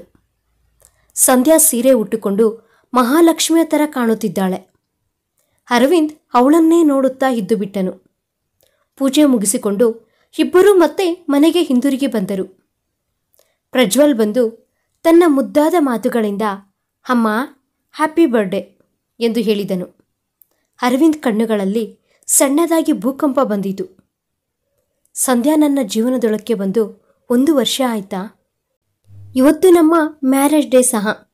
ಅದಕ್ಕೇನಾ ಸಂಧ್ಯಾ ನನ್ನನ್ನು ದೇವಸ್ಥಾನಕ್ಕೆ? ಛೆ, ನನಗೆ ನೆನಪೇ ಇಲ್ವಲ್ಲ ಅಂತ ಅಂದುಕೊಂಡು ಅಲ್ಲಿಂದ ಹಾಗೇ ಹೊರಗಡೆಗೆ ಹೊರಟು ಹೋದನು ಅರವಿಂದ್. ಸಂಧ್ಯಾ ಅವನ ಹಿಂದೆಯೇ ಓಡುತ್ತಾ ಬಂದಳು. ಆದರೆ ಅರವಿಂದ್ನೇ ಅಸಹನೆಯಿಂದ ಹೊರಟು ಹೋದನು. ಸಾಯಂಕಾಲ ಭಾಸ್ಕರ್ ಅವರು ಅರವಿಂದನ್ನು ಹುಡುಕಿಕೊಂಡು ಬಂದರು. ಏನು ಅರವಿಂದ್, ಇದು ನಿನಗೆ ಸರಿ ಅನಿಸ್ತಿದೆಯಾ ಎಂದು ಕೇಳಿದರು. ಮಾವ, ಅದು ನನಗೆ ನೆನಪಿರಲಿಲ್ಲ ಎಂದನು. ಹಾಂ, ಮರ್ತೋದ್ರೆ? ನಿನಗೆ ಯಾರಾದರೂ ಶಿಕ್ಷೆ ಕೊಟ್ರೆ ಈಗ? ನಡಿ, ನೀನು ಬಂದ ನಂತರ ಮನೆಯೆಲ್ಲ ನಿಶಬ್ದವಾಗಿದೆ ಎಂದು ಅರವಿಂದನ್ನು ಮನೆಗೆ ಕರೆದುಕೊಂಡು ಬಂದರು ಭಾಸ್ಕರ್ ಅವರು. ಸಂಧ್ಯಾ ಮುಖ ಸ್ವಲ್ಪ ಪ್ರಶಾಂತವಾಗಿ ಕಾಣಿಸಿತು. ಅಮ್ಮಯ್ಯ, ಅತ್ತಿಲ್ಲ ಎಂದು ಸಮಾಧಾನದ ನಿಟ್ಟುಸಿರು ಬಿಟ್ಟನು ಅರವಿಂದ್. ನಿರ್ಮಲಾರವರು ಮಕ್ಕಳನ್ನ ತನ್ನ ಬಳಿಯ ಮಲಗಿಸಿಕೊಂಡು ಸಂಧ್ಯಾಳನ್ನ ಚೆನ್ನಾಗಿ ಅಲಂಕರಿಸಿ ಮತ್ತೆ ಅರವಿಂದ್ ರೂಮಿನೊಳಕ್ಕೆ ಕಳುಹಿಸಿದರು. ಅರವಿಂದ್ ಮುಂದೆ ತಲೆ ಬಗ್ಗಿಸಿಕೊಂಡು ಕುಳಿತುಕೊಂಡಳು ಹುಚ್ಚುಡುಗಿ ಸಂಧ್ಯಾ. ಪಾಪ, ಅವಳಿಗೆ ಗೊತ್ತಿಲ್ವಲ್ಲ ಅರವಿಂದ್ ಅವಳನ್ನು ಆ ದೃಷ್ಟಿಯಲ್ಲಿ ಸ್ವೀಕರಿಸುವ ಪರಿಸ್ಥಿತಿಯಲ್ಲಿ ಇಲ್ಲವೆಂದು. ಹ್ಯಾಪಿ ಬರ್ತ್ಡೇ ಕಣೋ ಸಂಧ್ಯಾ ಎಂದು ವಿಶ್ ಮಾಡಿದನು ಅರವಿಂದ್.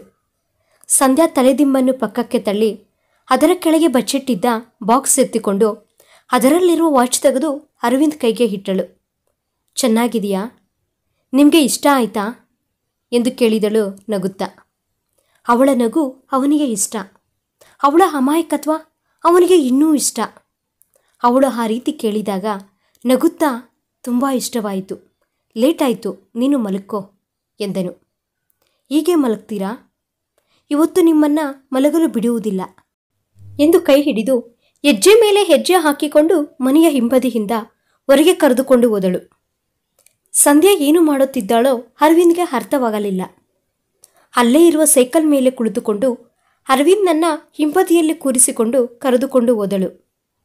ಇವಳು ಎಲ್ಲಿಗೆ ಕರೆದುಕೊಂಡು ಹೋಗುತ್ತಿದ್ದಾಳೆ ಎಂದು ಅರವಿಂದ್ ಯೋಚನೆ ಮಾಡುತ್ತಿದ್ದರೆ ಅವಳು ಸೀದಾ ಅವರ ತೋಟದ ಹತ್ತಿರಕ್ಕೆ ಕರೆದುಕೊಂಡು ಬಂದಳು. ಕಾವಲು ಕಾಯುವ ಹಟ್ಟದ ಮೇಲಕ್ಕೆ ಹತ್ತಿ ಕುಳಿತುಕೊಂಡು ಅರವಿಂದಿಗೆ ಮೇಲಕ್ಕೆ ಬಾ ಎಂದು ಕೈ ಕೊಟ್ಟಳು. ಅವನು ಆ ಕೈ ಹಿಡಿದುಕೊಂಡು ಮೇಲಕ್ಕೆ ಬಂದನು. ಆಕಾಶದಲ್ಲಿ ಮಿಂಚುತ್ತಿರುವ ನಕ್ಷತ್ರಗಳು, ಸುತ್ತಲೂ ಬೆಳದಿಂಗಳ ಬೆಳಕಲ್ಲಿ ಹಚ್ಚ ಹಸಿರಾಗಿ ಕಾಣುತ್ತಿರುವ ರಾಗಿ ಭತ್ತದ ಪೈರುಗಳು ನೋಡಲು ತುಂಬ ಸುಂದರವಾಗಿ ಕಾಣುತ್ತಿವೆ. ಸಂಧ್ಯಾ ಒಂದು ಬಾಕ್ಸ್ ತೆಗೆದು ಅರವಿಂದ್ಗೆ ಇಷ್ಟವಾಗಿರುವ ಚಿತ್ರಾನ್ನ ಅವನಿಗೆ ತಿನ್ನಿಸುತ್ತಿದ್ದಾಳೆ. ಅರವಿಂದ್ ಅದನ್ನು ತಿನ್ನುತ್ತಾ ಅವಳನ್ನೇ ನೋಡುತ್ತಿದ್ದಾನೆ. ರೀ, ಇಷ್ಟೊಂದು ಹಸುವು ಇಟ್ಕೊಂಡು ಹಾಗೆ ಹೇಗೆ ಇದ್ರಿ ಎಂದು ಸಂಧ್ಯಾ ಕೇಳಿದಾಗ ಅರವಿಂದ್ ಮುಗುಳ್ನಕ್ಕನು ಅಷ್ಟೆ. ಸಂಧ್ಯಾ ನಿಧಾನವಾಗಿ ಮಾತು ಬೆರೆಸಿದಳು. ಯಾವಾಗಲೂ ತಲೆ ಹಾಡಿಸುವ ಸಂಧ್ಯಾ ನನ್ನ ಜೊತೆ ಇಷ್ಟು ಮಾತನಾಡುತ್ತಿದ್ದಾಳಾ ಅಂತ ಅಂದುಕೊಂಡನು ಅರವಿಂದ್. ಸ್ವಲ್ಪ ಸಮಯದ ನಂತರ ಫುಲ್ ಸೈಲೆಂಟ್. ನೋಡಿದರೆ ಅವಳು ತೂಗುತ್ತಿರುವುದು ಕಾಣಿಸಿತು. ತಕ್ಷಣ ಅರವಿಂದ್ ಅವಳನ್ನು ಹತ್ತಿರಕ್ಕೆ ಕರೆದುಕೊಂಡನು. ಸಂಧ್ಯಾ ಅವನ ಭುಜಕ್ಕೆ ತಲೆಯನ್ನು ಹಾನಿಸಿ ಮಲಗಿಕೊಂಡಳು. ತುಂಬ ಟಯರ್ಡ್ ಆದಂಗಿದ್ದಾಳೆ ಅಂತ ಅಂದುಕೊಂಡು ಅರವಿಂದ್ ಸಹ ನಿದ್ದೆಗೆ ಜಾರಿದನು. 1 ವರ್ಷ ತೆಗೆದುಕೊಂಡಿತು ಸಂಧ್ಯಾ ಅರವಿಂದಿಗೆ ಹತ್ತಿರವಾಗಲು. ತುಂಬ ಹಾಯಾಗಿ ಅನಿಸಿತು ಅರವಿಂದಿಗೆ. ಅವನಿಗೆ ಮೊದಲ ಸಲ ಅವಳನ್ನು ಹಗ್ ಮಾಡಿಕೊಳ್ಳಬೇಕು ಅಂತ ಅನಿಸಿತು. ಆದರೆ ಮನಸ್ಸು ಒಪ್ಪಿಕೊಳ್ಳುತ್ತಿಲ್ಲ. ಆಕಾಶವು ತನ್ನ ಉಪಸ್ಥಿತಿಯನ್ನು ಬಹಿರಂಗಪಡಿಸಲು ಸೂರ್ಯನನ್ನು ನಿಧಾನವಾಗಿ ಆಹ್ವಾನಿಸುತ್ತಿದೆ. ಸೂರ್ಯನು ಕತ್ತಲೆಯ ಪರದೆಗಳನ್ನು ಭೇದಿಸಿ ತನ್ನ ಪ್ರಯಾಣವನ್ನು ಪ್ರಾರಂಭಿಸುತ್ತಿದ್ದಾನೆ. ಸಂಧ್ಯಾ ಇನ್ನೂ ಮಲಗಿದ್ದಾಳೆ. ಅರವಿಂದ್ಗೆ ಅವಳನ್ನು ಎಬ್ಬಿಸಲು ಮನಸ್ಸಾಗಲಿಲ್ಲ. ತಾನು ಕದಲಿದರೂ ಅವಳು ಎಚ್ಚರವಾಗುತ್ತಾಳೆ ಅಂತ ಅನಿಸಿ ಅವನು ಹಾಗೇ ಇದ್ದನು. ನವಿರಾದ ತಂಗಾಳಿ ತಂಪಾಗಿ ಬೀಸುತ್ತಿದ್ದರೆ ಅವನಿಗೆ ಇನ್ನೂ ಹಾಯಾಗಿ ಅನಿಸುತ್ತಿದೆ. ಸಂಧ್ಯಾ ಮುಂಗುರಳು ಅವನ ಮುಖವನ್ನು ತಾಕುತ್ತಾ ಕಚ್ಚುಗುಳಿ ಹಿಡುತ್ತಿವೆ. ಎಲ್ಲಿಂದಲೂ ಏನೋ ಶಬ್ದ. ಸಂಧ್ಯಾಗೆ ಎಚ್ಚರವಾಯಿತು. ಅವಳ ದೇಹದಲ್ಲಿ ಚಲನೆ ಪ್ರಾರಂಭವಾದ ತಕ್ಷಣ ಅರವಿಂದ್ ಮನಸ್ಸಿನ ಒಂದು ಮೂಲೆಯಲ್ಲಿ ಏನೋ ಒಂದು ರೀತಿಯ ಮುಜುಗರ. ಏಕೆಂದರೆ ಸಂಧ್ಯಾ ತನಗೆ ಇಷ್ಟೊಂದು ಹತ್ತಿರವಾಗಿ ನಿಧಾನವಾಗಿ ಅವಳು ಕಣ್ಣು ತೆರೆಯುತ್ತಿದ್ದಂಗೆ ಇವನು ಕಣ್ಣು ಮುಚ್ಚಿಕೊಂಡನು. ಅವಳು ಇವನ ಕಡೆ ನೋಡುತ್ತಿರುವುದು ಇವನಿಗೆ ಗೊತ್ತಾಗುತ್ತಿದೆ. ಆದರೂ ತನ್ನ ಹಾವಭಾವಗಳು ಅವಳಿಗೆ ಗೊತ್ತಾಗಬಾರದು ಎಂದು ಹಾಗೆ ಕಣ್ಣು ಮುಚ್ಚಿಕೊಂಡು ಇದ್ದಾನೆ. ಅವಳ ಕೈ ಸ್ಪರ್ಶ ಅವನ ಹಣೆಗೆ ಮುಟ್ಟಿತು. ನಂತರ ಅವನ ಪಾದಗಳು. ನನ್ನ ಮಕ್ಕಳ ಕೂಗಾಟ, ನಗು, ಕಿರುಚಾಟದಿಂದ ನನಗೆ ಎಚ್ಚರವಾಗುತ್ತಿತ್ತು ಅಂತ ಅಂದುಕೊಂಡಿದ್ದೆ. ಆದರೆ ಅವಳ ಕೈ ಸ್ಪರ್ಶದಿಂದ ಅಂತ ನನಗೆ ಇಷ್ಟು ದಿನಗಳಿಂದ ಗೊತ್ತಾಗಲೇ ಇಲ್ವಾ ಎಂದು ಅರವಿಂದ್ ಅಂದುಕೊಳ್ಳುತ್ತಿರುವಾಗ ಸಂಧ್ಯಾ ಅವನ ಭುಜದ ಮೇಲೆ ತಟ್ಟಿ ಎಬ್ಬಿಸಿದಳು. ಸಂಧ್ಯಾ ದೃಷ್ಟಿಯಲ್ಲಿ ನಿದ್ದೆಯಿಂದ ಎದ್ದ ಅರವಿಂದ್ ಆಲೋಚನೆಗಳಿಂದ ಹೊರಬಂದನು. ನಂತರ ಸೈಕಲ್ನ ಹಿಂದೆ ಕೂರಿಸಿಕೊಂಡು ಮನೆಯ ಹಿಂದೆಯಿಂದ ಕರೆದುಕೊಂಡು ಹೋದಳು. ಅಷ್ಟೊತ್ತಿಗೆ ಅವರ ಮನೆಯವರೇ ಅಲ್ಲ, ಊರಿನಲ್ಲಿರುವ ಜನರೂ ಸಹ ಇನ್ನೂ ಯಾರೂ ಎದ್ದಿಲ್ಲ.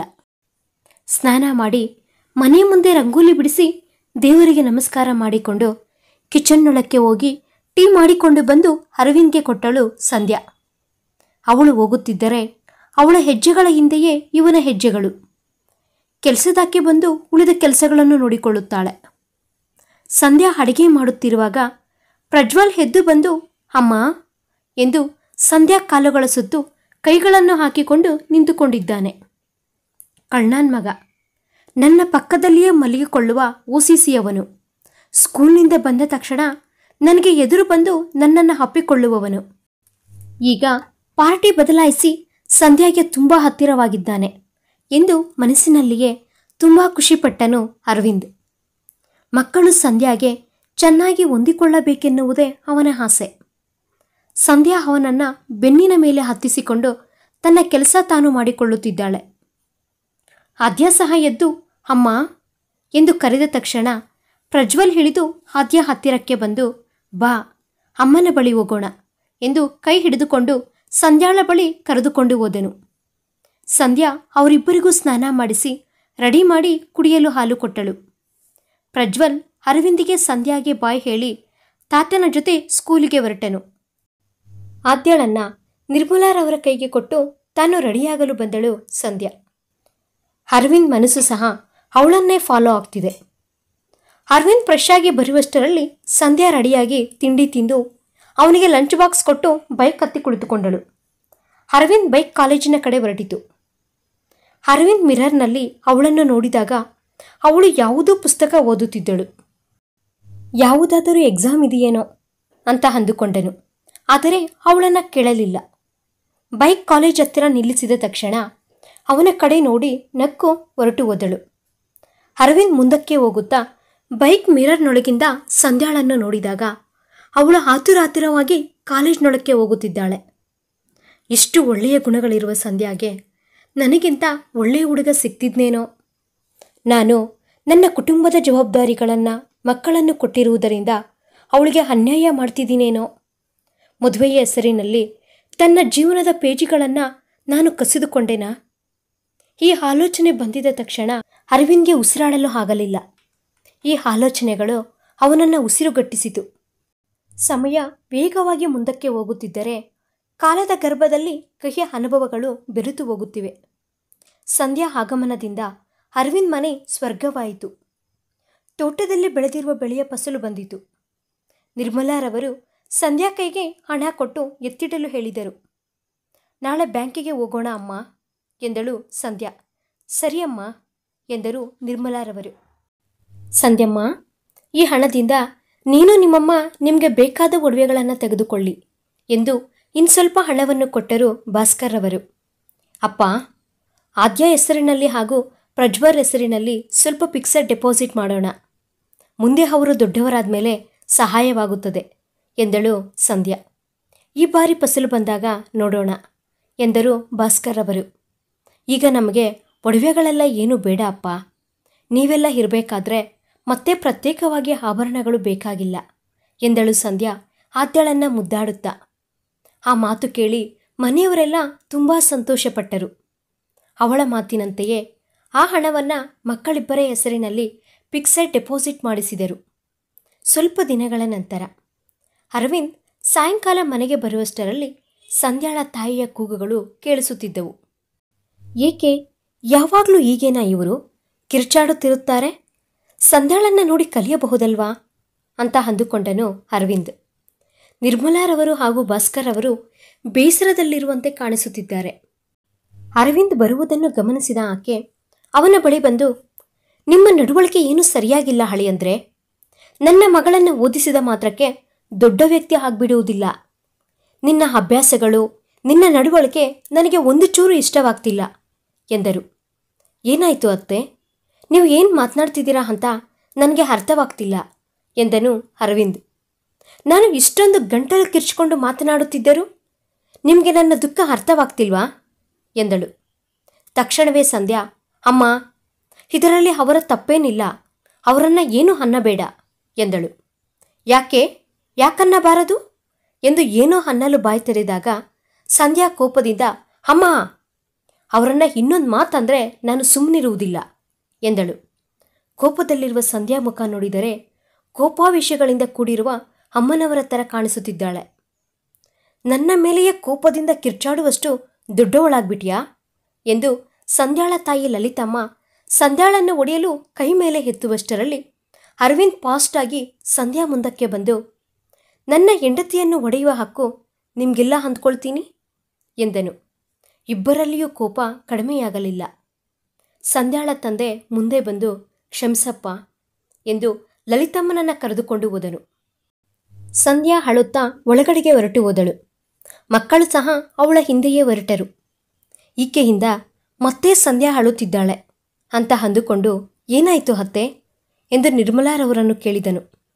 ನಿರ್ಮಲಾರವರು ಹಾಗೂ ಭಾಸ್ಕರ್ ಅವರು ಏನೂ ಮಾತನಾಡದೆ ಒಳಗಡೆಗೆ ಹೊರಟು ಹೋದರು. ಸಂಧ್ಯಾ ಬೆಡ್ ಮೇಲೆ ಮಲಗಿಕೊಂಡು ಅಳುತ್ತಿದ್ದಾಳೆ. ಮಕ್ಕಳಿಬ್ಬರು ಸಪ್ಪೆ ಮುಖ ಹಾಕಿಕೊಂಡು ಅವಳನ್ನು ಹಿಡಿದುಕೊಂಡು ಕುಳಿತುಕೊಂಡಿದ್ದಾರೆ.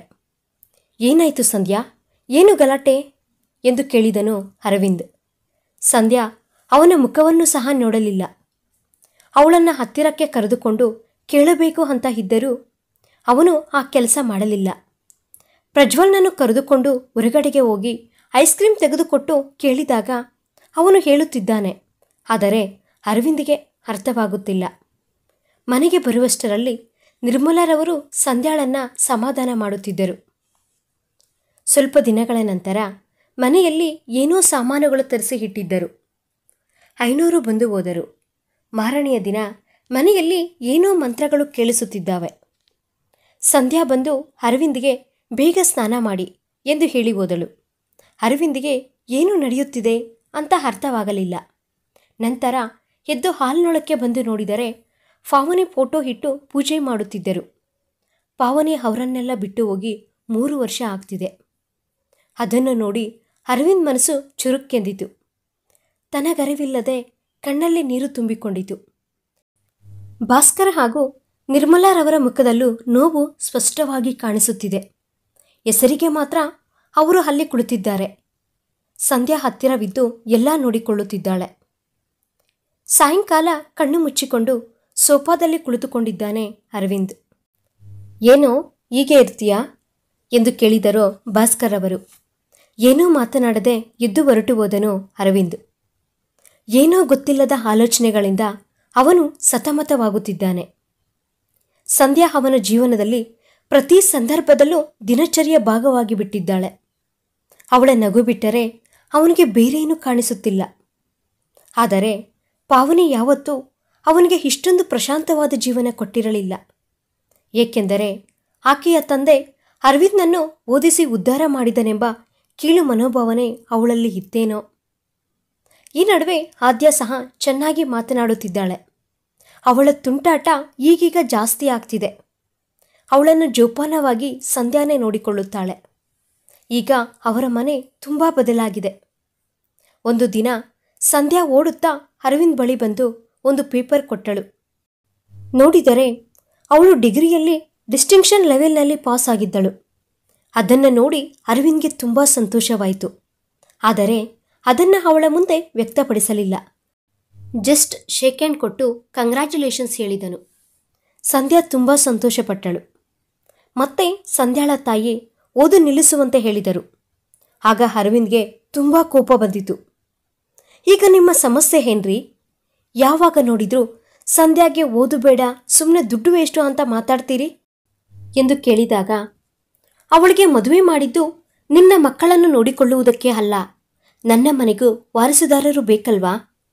ಈ ಮಕ್ಕಳು, ನನ್ನ ಮಗಳು ನಮ್ಮ ಮನೆಗೆ ಬರ್ತಿಲ್ಲ ಎಂದಳು ಸಂಧ್ಯಾ ತಾಯಿ ಲಲಿತಮ್ಮ. ಹೇಳಪ್ಪ, ನನ್ನ ಮಗಳನ್ನು ಯಾವಾಗ ತಾಯಿ ಮಾಡ್ತೀಯಾ? ಅವಳ ಹೊಟ್ಟೆನೂ ಬೆಳೆಯಬೇಕಲ್ವಾ? ಡಿಗ್ರಿ ಪೂರ್ತಿಯಾಗಿದೆ, ಆದರೆ ಅವಳ ಹೊಟ್ಟೆಯಲ್ಲಿ ಒಂದು ಮಗು ಹುಟ್ಟಿದರೂ ನನಗೆ ಅದು ಬಂಗಾರಕ್ಕೆ ಸಮ ಎಂದರು. ಆಕೆಯ ಮಾತುಗಳು ಅವನ ಹೃದಯದಲ್ಲಿ ಬಾಣಗಳಂತೆ ಚುಚ್ಚುತ್ತಿವೆ. ಅವನ ಮುಖಕ್ಕೆ ನೀರು ಚೆಲ್ಲಿದಂತೆ ಅನ್ನಿಸಿತು. ನಿಜಾನೇ, ಇಲ್ಲಿಯ ತನಕ ಸಂಧ್ಯಾಳನ್ನ ಅವನು ತಾಕಲಿಲ್ಲ. ಅವನ ಕುಟುಂಬವನ್ನು ನೋಡಿಕೊಳ್ಳಲು ಬಂದ ಕೆಲಸದವಳು ಅಲ್ಲ ತಾನೇ ಅವಳು. ಅವಳನ್ನು ಹೆಂಡತಿಯಾಗಿ ಇನ್ನೂ ಸ್ವೀಕರಿಸಿಲ್ಲ ಅಂತ ಎಲ್ಲರಿಗೂ ಅರ್ಥವಾಗಿದೆ. ಅವರ ಮುಂದೆ ಇನ್ನ ನಿಲ್ಲಲಾರದೆ ಹೊರಗಡೆಗೆ ಹೊರಟು ಹೋದನು ಅರವಿಂದ್. ರಾತ್ರಿಯಾದರೂ ಮನೆಗೆ ಹೋಗಬೇಕು ಅಂತ ಅವನಿಗೆ ಅನ್ನಿಸುತ್ತಿಲ್ಲ. ಮುಖ್ಯವಾಗಿ ಸಂಧ್ಯಾಗೆ ತನ್ನ ಮುಖ ತೋರಿಸಬೇಕು ಅಂತ ಅನ್ನಿಸುತ್ತಿಲ್ಲ. ಜೋರಾಗಿ ಅಳಬೇಕು ಅಂತ ಅನಿಸುತ್ತಿದ್ದರೂ ಅಳಲು ಆಗ್ತಿಲ್ಲ. ಯಾರೋ ಅವನ ಭುಜದ ಮೇಲೆ ಕೈ ಹಾಕಿದರು. ತಿರುಗಿ ನೋಡಿದರೆ ಸಂಧ್ಯಾ ಹಾಗೂ ಭಾಸ್ಕರ್ ಅವರು ಇಬ್ಬರೂ ಜೊತೆಯಲ್ಲಿ ಬಂದಿದ್ದರು, ಅರವಿಂದನ್ನು ಹುಡುಕುತ್ತಾ. ನಿಮಗೆ ಯಾವತ್ತೂ ನೋವು ಮಾಡದಂಗೆ ನೋಡ್ಕೊಳ್ತೀನಿ. ನೀವು ಈ ರೀತಿ ನಮ್ಮನ್ನೆಲ್ಲ ಬಿಟ್ಟು ಹೊರಟು ಹೋದರೆ ನಮಗೆ ದಿಕ್ಕ್ಯಾರು ಎಂದು ಕೇಳಿದಳು ಸಂಧ್ಯಾ.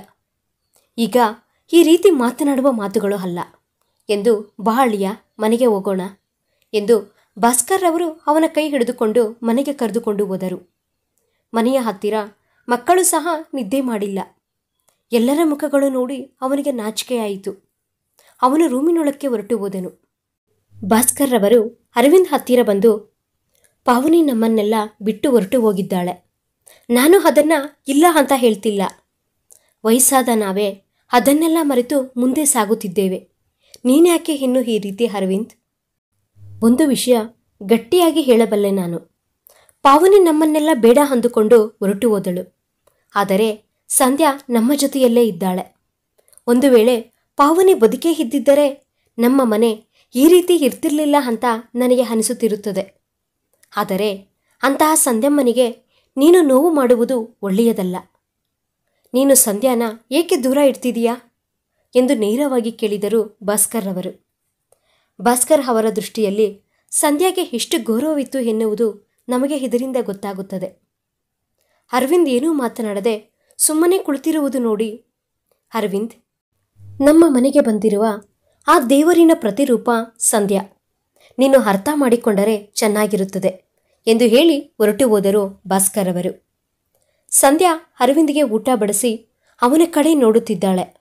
ಅವನು ಮಾತನಾಡಿದರೆ ಕೇಳೋಣ ಎನ್ನುವ ಥರ. ಅವನು ಏನೂ ಹೇಳುವುದಿಲ್ಲ ಅಂತ ಗೊತ್ತಿದ್ದರೂ ಅವನಿಂದ ಉತ್ತರವನ್ನು ಬಯಸುತ್ತಿದ್ದಳು ಸಂಧ್ಯಾ. ಅರವಿಂದ್ ಏನೂ ಹೇಳಲಾರದೆ ಮೌನವಾಗಿ ಊಟ ಮಾಡಿ ಎದ್ದು ಹೊರಟನು. ಸಂಧ್ಯಾಗೆ ಪಿಜಿಯಲ್ಲಿ ಒಳ್ಳೆಯ ಸೀಟ್ ಸಿಕ್ಕಿತು. ಅರವಿಂದ್ ಅವಳನ್ನು ಜಾಯಿನ್ ಮಾಡಿಸಿದನು. ಅವನನ್ನು ನೋಡಿ ಅವಳು ನಕ್ಕಲಿಲ್ಲ. ಏಕೆಂದರೆ ಅವನು ಮಾಡಿದ ಕೆಲಸಕ್ಕೆ ಅವಳಿಗೆ ಅವನ ಮೇಲೆ ತುಂಬ ಕೋಪ ಬಂದಿತ್ತು. ಸಹಿ ಮಾಡಿಸಿಕೊಂಡು ಒಬ್ಬಳೇ ಒಳಗಡೆಗೆ ಹೋಗಿ ಫಾರ್ಮ್ ಫಿಲ್ ಮಾಡಿ ಸಬ್ಮಿಟ್ ಮಾಡುತ್ತಿದ್ದಾಳೆ. ಕೆಲವು ವರ್ಷಗಳ ಹಿಂದೆ ತನಗೆ ಮದುವೆಯಾಗಿದೆ ಎಂದು ಫ್ರೆಂಡ್ಸ್ಗೆ ಹೇಳುವುದಕ್ಕೂ ಕೂಡ ಅಳುತ್ತಿರುವ ನನ್ನ ಸಂಧ್ಯಾ, ನನ್ನ ಕೈ ಹಿಡಿದುಕೊಂಡು ಡಿಗ್ರಿ ಕಾಲೇಜಿನಲ್ಲಿ ಜಾಯಿನ್ ಆದ ನನ್ನ ಸಂಧ್ಯಾ ಈ ದಿನ ಒಬ್ಬಳೇ ತನ್ನಷ್ಟಕ್ಕೆ ತಾನು ಮಾಡಿಕೊಳ್ಳುತ್ತಿದ್ದಾಳೆ ಎಂದು ಅವಳನ್ನು ನೋಡಿ ತನ್ನಲ್ಲಿ ತಾನೇ ಗರ್ವದಿಂದ ಫೀಲ್ ಆದನು ಅರವಿಂದ್. ಆದ್ಯ ಸಹ ಸ್ಕೂಲ್ಗೆ ಹೋಗುತ್ತಿದ್ದಾಳೆ.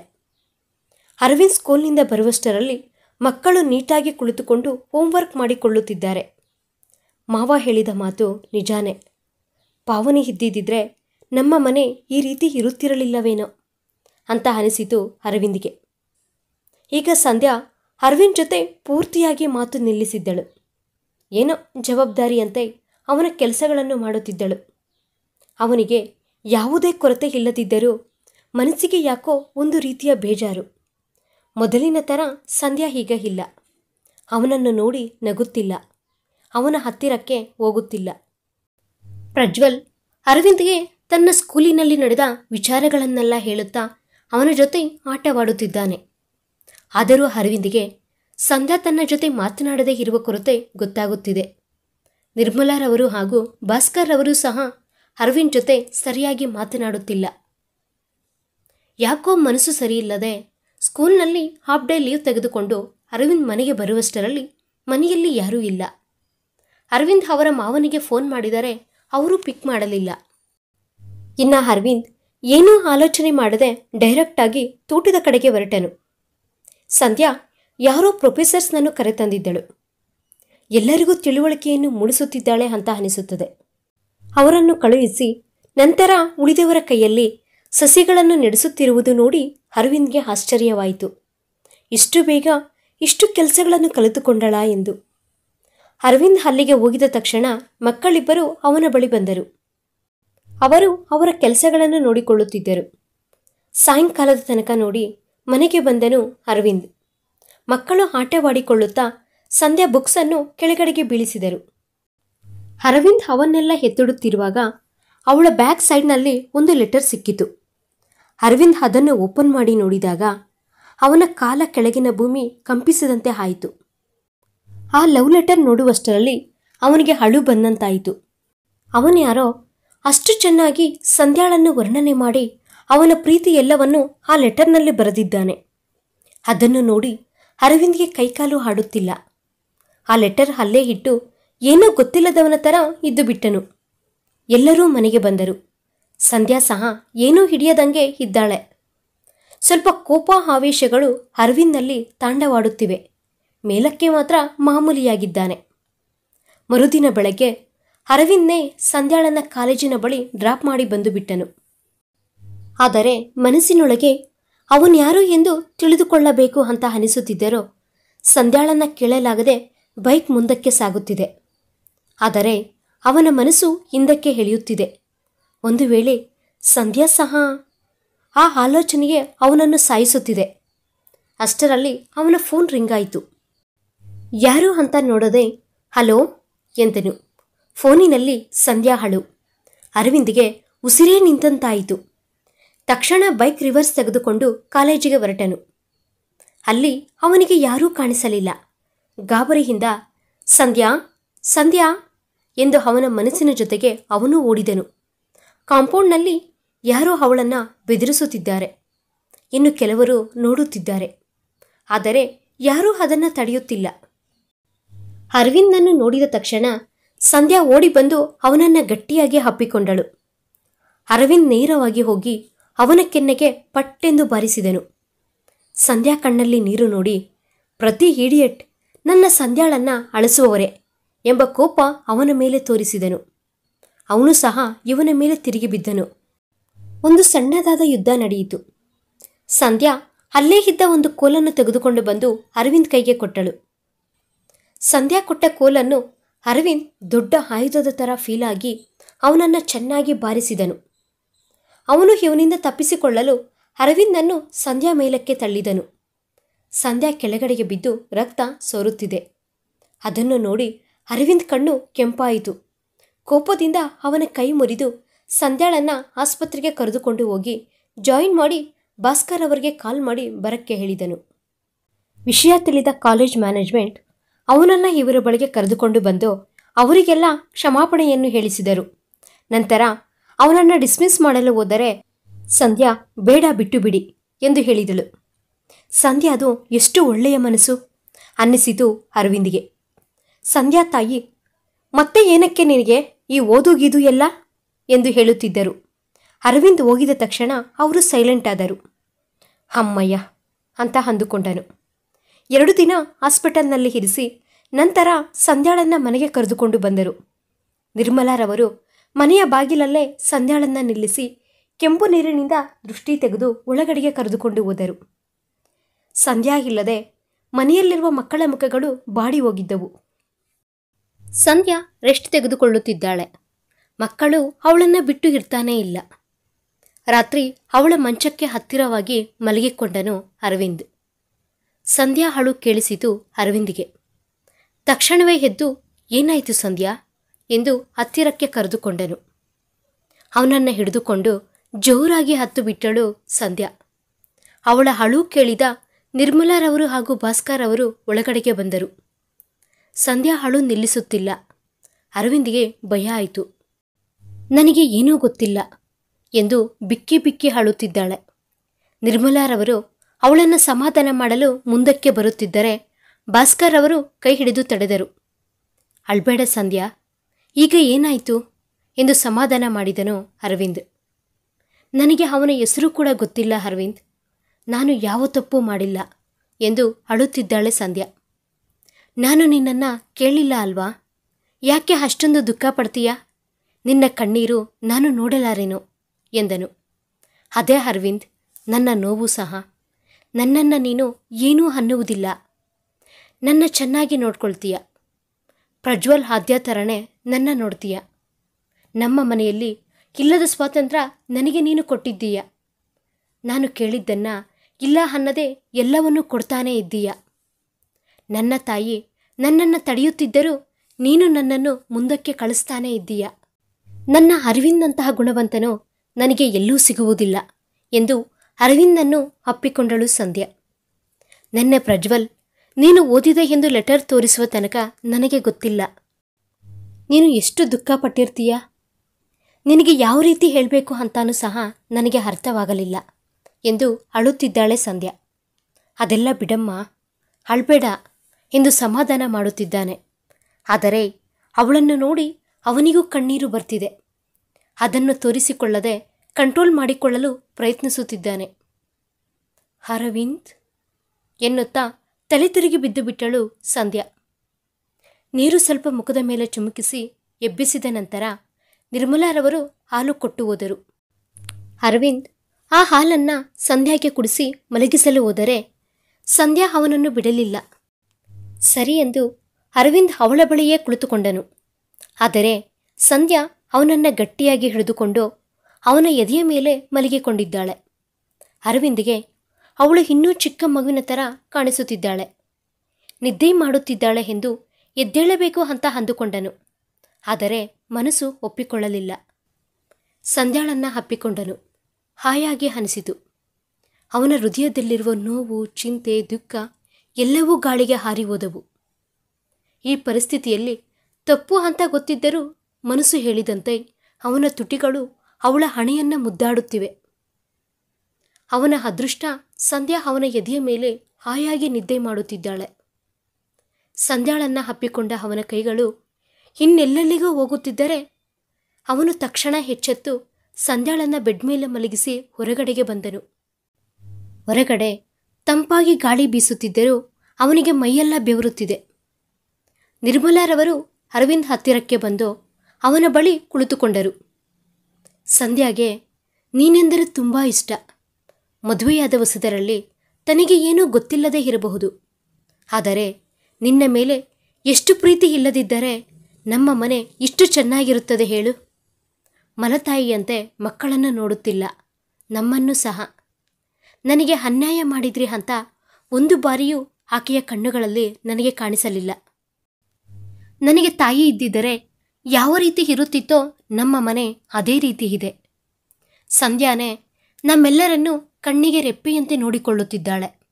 ಹೊರಗಡೆ ಎರಡನೇ ಮದುವೆ ಮಾಡಿಕೊಂಡಿರುವ ಹೆಣ್ಣು ಮಕ್ಕಳ ರಾಗಗಳು, ಜಗಳಗಳು, ಆರ್ಭಟಗಳು ನಮಗೆ ಗೊತ್ತಿಲ್ಲವೇ? ಅವರಮ್ಮ ನಿನ್ನನ್ನು ಬೈದರು ಅಂತ ಅವ್ರ್ಯಾರ ಜೊತೆನೂ ಮಾತನಾಡುತ್ತಿಲ್ಲ. ನಿಮ್ಮ ಮಾವನವರ ಜೊತೆಯಾದರೆ ಗಲಾಟೆನೇ ಮಾಡಿಬಿಟ್ಟಳು. ಅರವಿಂದ್ ನಿಮಗೆ ಚಿಕ್ಕಂದಿನಿಂದ ಗೊತ್ತಲ್ಲವೇ? ನಮ್ಮಮ್ಮ ಅಷ್ಟು ಮಾತುಗಳು ಅನ್ನುತ್ತಿದ್ದರೆ ನೀವು ಯಾಕೆ ಸುಮ್ಮನಿದ್ರಿ ಅಂತ ಆಲೋಚನೆ ಮಾಡು ಅರವಿಂದ್. ಸಂಧ್ಯಾಗೆ ಇನ್ನೊಬ್ಬರು ಪ್ರೀತಿ ಕೊಡುತ್ತಿದ್ದರೂ ಯಾಕೆ ನಿನ್ನ ಪ್ರೀತಿಗೋಸ್ಕರ ಎದುರು ನೋಡುತ್ತಾಳೆ? ಯಾರೋ ಆರಿಸಿಕೊಂಡು ಹೋಗ್ತಾರೆ ಅಂತ ಅಲ್ಲ. ಅವಳ ಬಗ್ಗೆ ಆಲೋಚನೆ ಮಾಡಿದರೆ ಚೆನ್ನಾಗಿರುತ್ತದೆ. ನೀನು ಓದಿಸಿದಷ್ಟು ಮಾತ್ರಕ್ಕೆ ಅದೇ ಜೀವನ ಅಲ್ಲ ಅಲ್ವಾ? ನನಗೂ ಸಹ ಸಂಧ್ಯಾ ತಾಯಿಯಾದರೆ ನೋಡಬೇಕು ಅಂತ ಆಸೆ. ಸಂಧ್ಯಾ ಹೊಟ್ಟೆಯಲ್ಲಿ ಹುಟ್ಟುವ ಮಕ್ಕಳನ್ನು ನೋಡಬೇಕು ಅಂತ ಇದೆ ಎಂದು ಹೇಳಿ ಹೊರಟು ಹೋದರು. ಆಗ ಅರ್ಥವಾಯಿತು ಅರವಿಂದಿಗೆ ಸಂಧ್ಯಾ ತಾಯಿ ಯಾಕಷ್ಟು ಗಲಾಟೆ ಮಾಡಿದರು ಅಂತ. ಅಷ್ಟೊತ್ತಿಗಾಗಲೇ ಬೆಳಕಾಗಿ ಮನೆಯೆಲ್ಲ ಮಾಮೂಲಾಗಿ ಆಗೋಗಿತ್ತು. ಭಾಸ್ಕರ್ ಅವರು ಸಂಧ್ಯಾಳನ್ನ ಹುಷಾರಾಗಿ ಕರೆದುಕೊಂಡು ಬರ್ತಿದ್ದಾರೆ. ಆದರೆ ಅರವಿಂದ್ ಮನಸ್ಸಿಗೆ ಸಂಧ್ಯಾ ಮತ್ತೆ ಹತ್ತಿರಕ್ಕೆ ಬಂದರೆ ಚೆನ್ನಾಗಿರುತ್ತದೆ ಅಂತ ಅನಿಸಿದರೂ ಅವನಿಗೆ ಹೋಗಬೇಕು ಅಂತ ಅನಿಸುತ್ತಿಲ್ಲ. ಅದೇ ಅವನ ದರಿದ್ರ ಅನಿಸುತ್ತದೆ.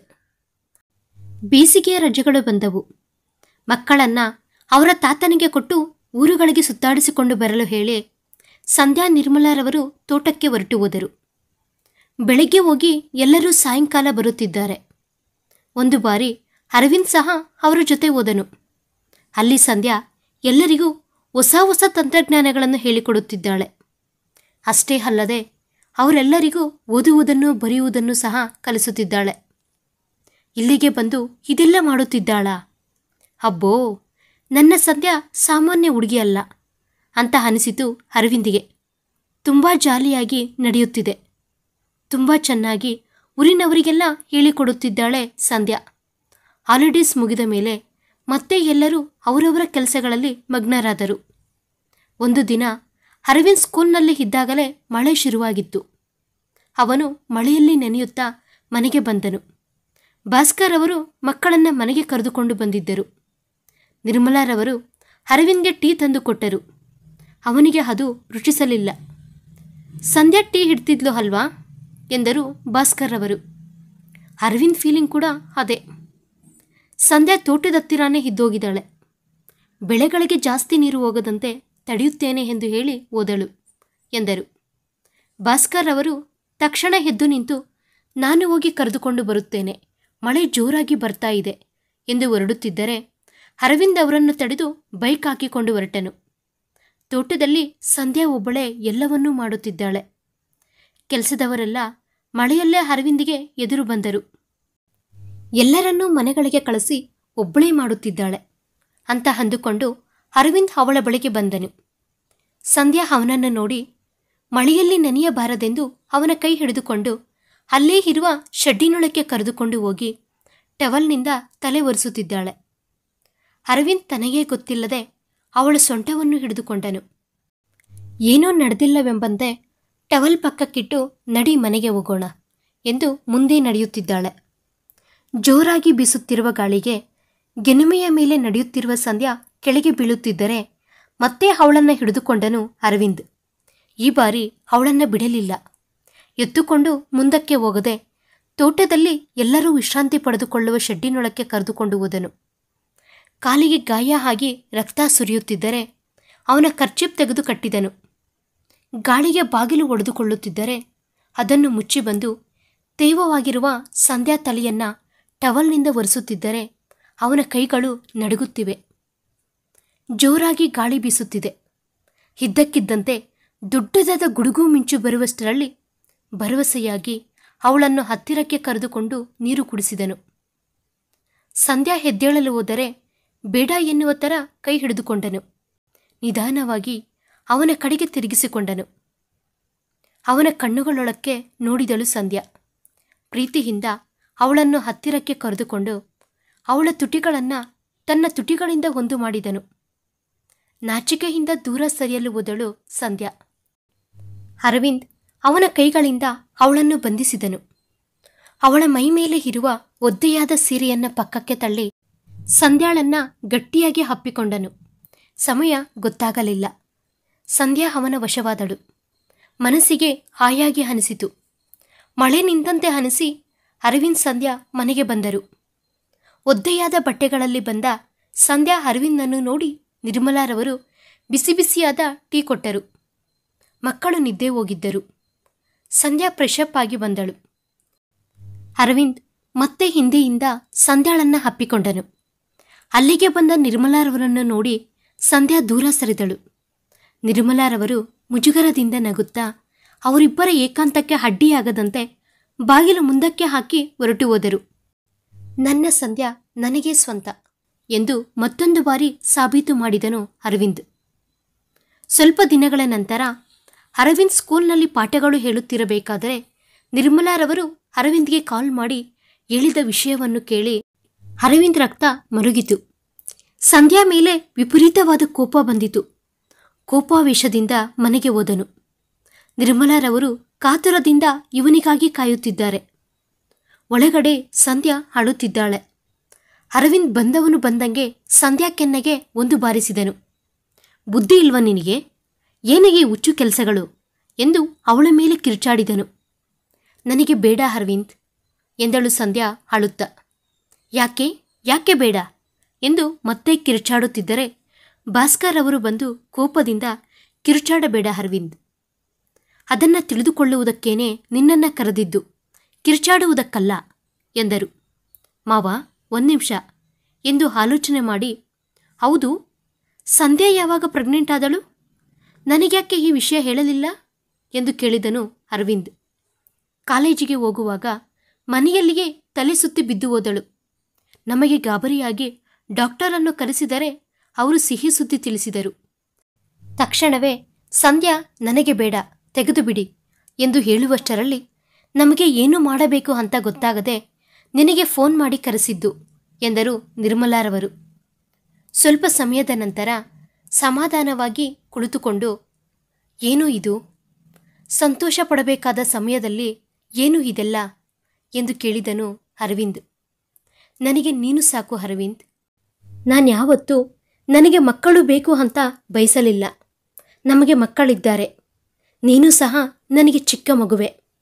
ನನಗೆ ನಿನ್ನ ನೋಡಿಕೊಳ್ಳುವುದಕ್ಕೇನೆ ಈ ಜೀವನ ಸರಿ ಹೋಗುವುದಿಲ್ಲ ಎಂದಳು. ಪ್ರೀತಿಯಿಂದ ಅವನ ಮುಖವನ್ನು ತನ್ನ ಕೈಗಳಲ್ಲಿ ತೆಗೆದುಕೊಂಡು ಅವನ ಹಣೆಗೆ ಮುತ್ತಿಟ್ಟಳು.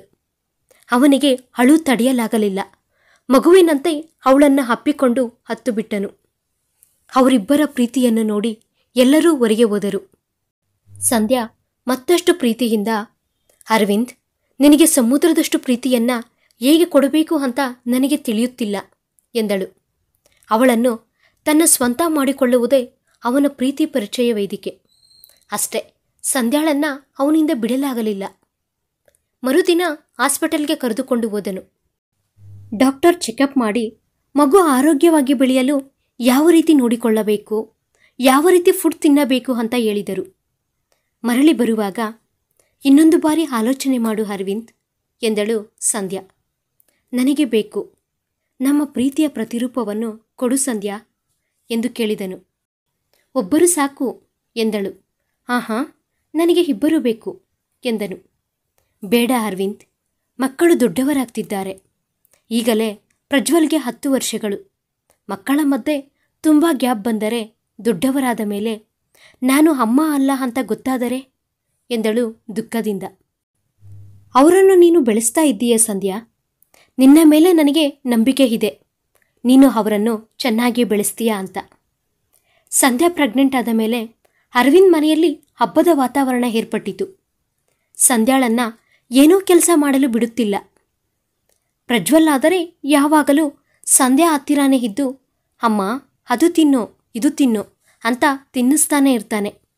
ಆದ್ಯ ಆದರೆ ಅವಳ ಪುಟ್ಟ ಕೈಗಳಿಂದ ಸಂಧ್ಯಾ ಕಾಲುಗಳನ್ನು ಹೊತ್ತೊತ್ತಾ ಸೇವೆಗಳನ್ನು ಮಾಡುತ್ತಿದ್ದಾಳೆ.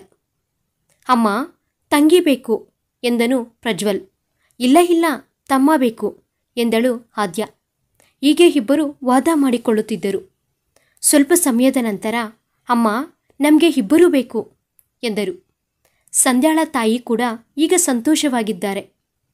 ಭಾಸ್ಕರ್ ಅವರು ಸಂಧ್ಯಾಳನ್ನ ಕಾಲೇಜಿಗೆ ಕರೆದುಕೊಂಡು ಹೋಗಿ ಅಲ್ಲೇ ಇದ್ದು ಸಾಯಂಕಾಲ ಮನೆಗೆ ಕರೆದುಕೊಂಡು ಬರುತ್ತಾರೆ. ಈಗ ಅವರ ಮನೆಯವರಿಗೆಲ್ಲ ತುಂಬ ಸಂತೋಷವಾಗಿದೆ. ಸಂಧ್ಯಾ ಶ್ರೀಮಂತವನ್ನು ತುಂಬ ಚೆನ್ನಾಗಿ ಮಾಡಿದರು. ಅವರ ಮನೆಗೆ ಎಂದೂ ಇಲ್ಲದ ಕಳೆ ಬಂದಿತು. ಇನ್ನೊಂದು ಕಡೆ ಸಂಧ್ಯಾಗೆ ಫೈನಲ್ ಎಕ್ಸಾಮ್ ಸ್ಟಾರ್ಟ್ ಆದವು. ಭಾಸ್ಕರ್ ಅವರು ಹಾಗೂ ಅರವಿಂದ್ ಇಬ್ಬರೂ ಹತ್ತಿರವಿದ್ದು ಅವಳನ್ನು ಎಕ್ಸಾಮ್ಗೆ ಕರೆದುಕೊಂಡು ಹೋಗಿ ಅಲ್ಲೇ ಇದ್ದು ಎಕ್ಸಾಮ್ ಮುಗಿದ ನಂತರ ಮನೆಗೆ ಕರೆದುಕೊಂಡು ಬರುತ್ತಿದ್ದರು. ಅಮ್ಮಯ್ಯ, ಅಂತೂ ಎಕ್ಸಾಮ್ಸ್ ಎಲ್ಲ ಮುಗಿದು ಅವಳಿಗೆ ಪೂರ್ತಿ ವಿಶ್ರಾಂತಿ ದೊರಕಿತು. ಡೆಲಿವರಿ ಟೈಮ್ ಹತ್ರ ಬರ್ತಿದ್ದಂಗೆ ಎಲ್ಲರಲ್ಲೂ ಕಾತುರ ಜಾಗರೂಕತೆಗಳು ಬೆಳೆದವು. ಒಂದು ಶುಭ ಶುಕ್ರವಾರ ದಿನ ಸಂಧ್ಯಾಗೆ ಪೈನ್ ಸ್ಟಾರ್ಟ್ ಆಗಿದ್ದರಿಂದ ಅವಳನ್ನು ಆಸ್ಪತ್ರೆಗೆ ಕರೆದುಕೊಂಡು ಹೋದರು. ಅರವಿಂದಿಗೆ ಒಂದು ಕಡೆ ಭಯ, ಮತ್ತೊಂದು ಕಡೆ ಸಂತೋಷ. ಸಂಧ್ಯಾಗೆ ಧೈರ್ಯ ತುಂಬಲು ಅರವಿಂದ್ ಅವಳ ಪಕ್ಕದಲ್ಲಿಯೇ ಇದ್ದಾನೆ. ಸಂಧ್ಯಾ ಅವನ ಕೈಗಳನ್ನು ಗಟ್ಟಿಯಾಗಿ ಹಿಡಿದುಕೊಂಡು ನೋವುಗಳು ಪಡುತ್ತಿದ್ದಾಳೆ. ಸ್ವಲ್ಪ ಸಮಯಕ್ಕೆ ಗಂಡು ಮಗುವಿನ ಅಳು ಕೇಳಿಸಿತು.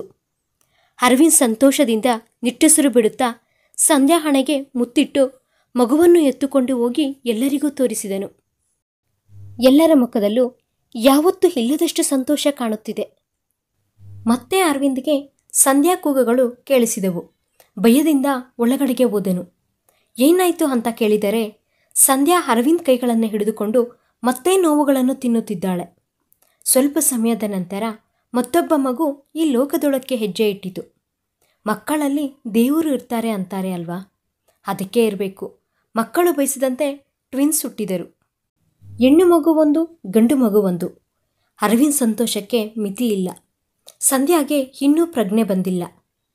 ಸಂಧ್ಯಾ ನಿಮಗೆ ಸರ್ಪ್ರೈಸ್ ಕೊಡುವುದಕ್ಕೆ ಈ ರೀತಿ ಮಾಡಿದಳು. ಅದಕ್ಕೆ ನಾನು ನಿಮಗೆ ಏನೂ ಹೇಳಲಿಲ್ಲ. ಬೈ ಗಾಡ್ ಗ್ರೇಸ್ ಎರಡೂ ನಾರ್ಮಲ್ ಆಯಿತು. ಕಂಗ್ರ್ಯಾಚುಲೇಷನ್ಸ್ ಎಂದು ಹೇಳಿ ಹೊರಟು ಹೋದರು ಡಾಕ್ಟರ್.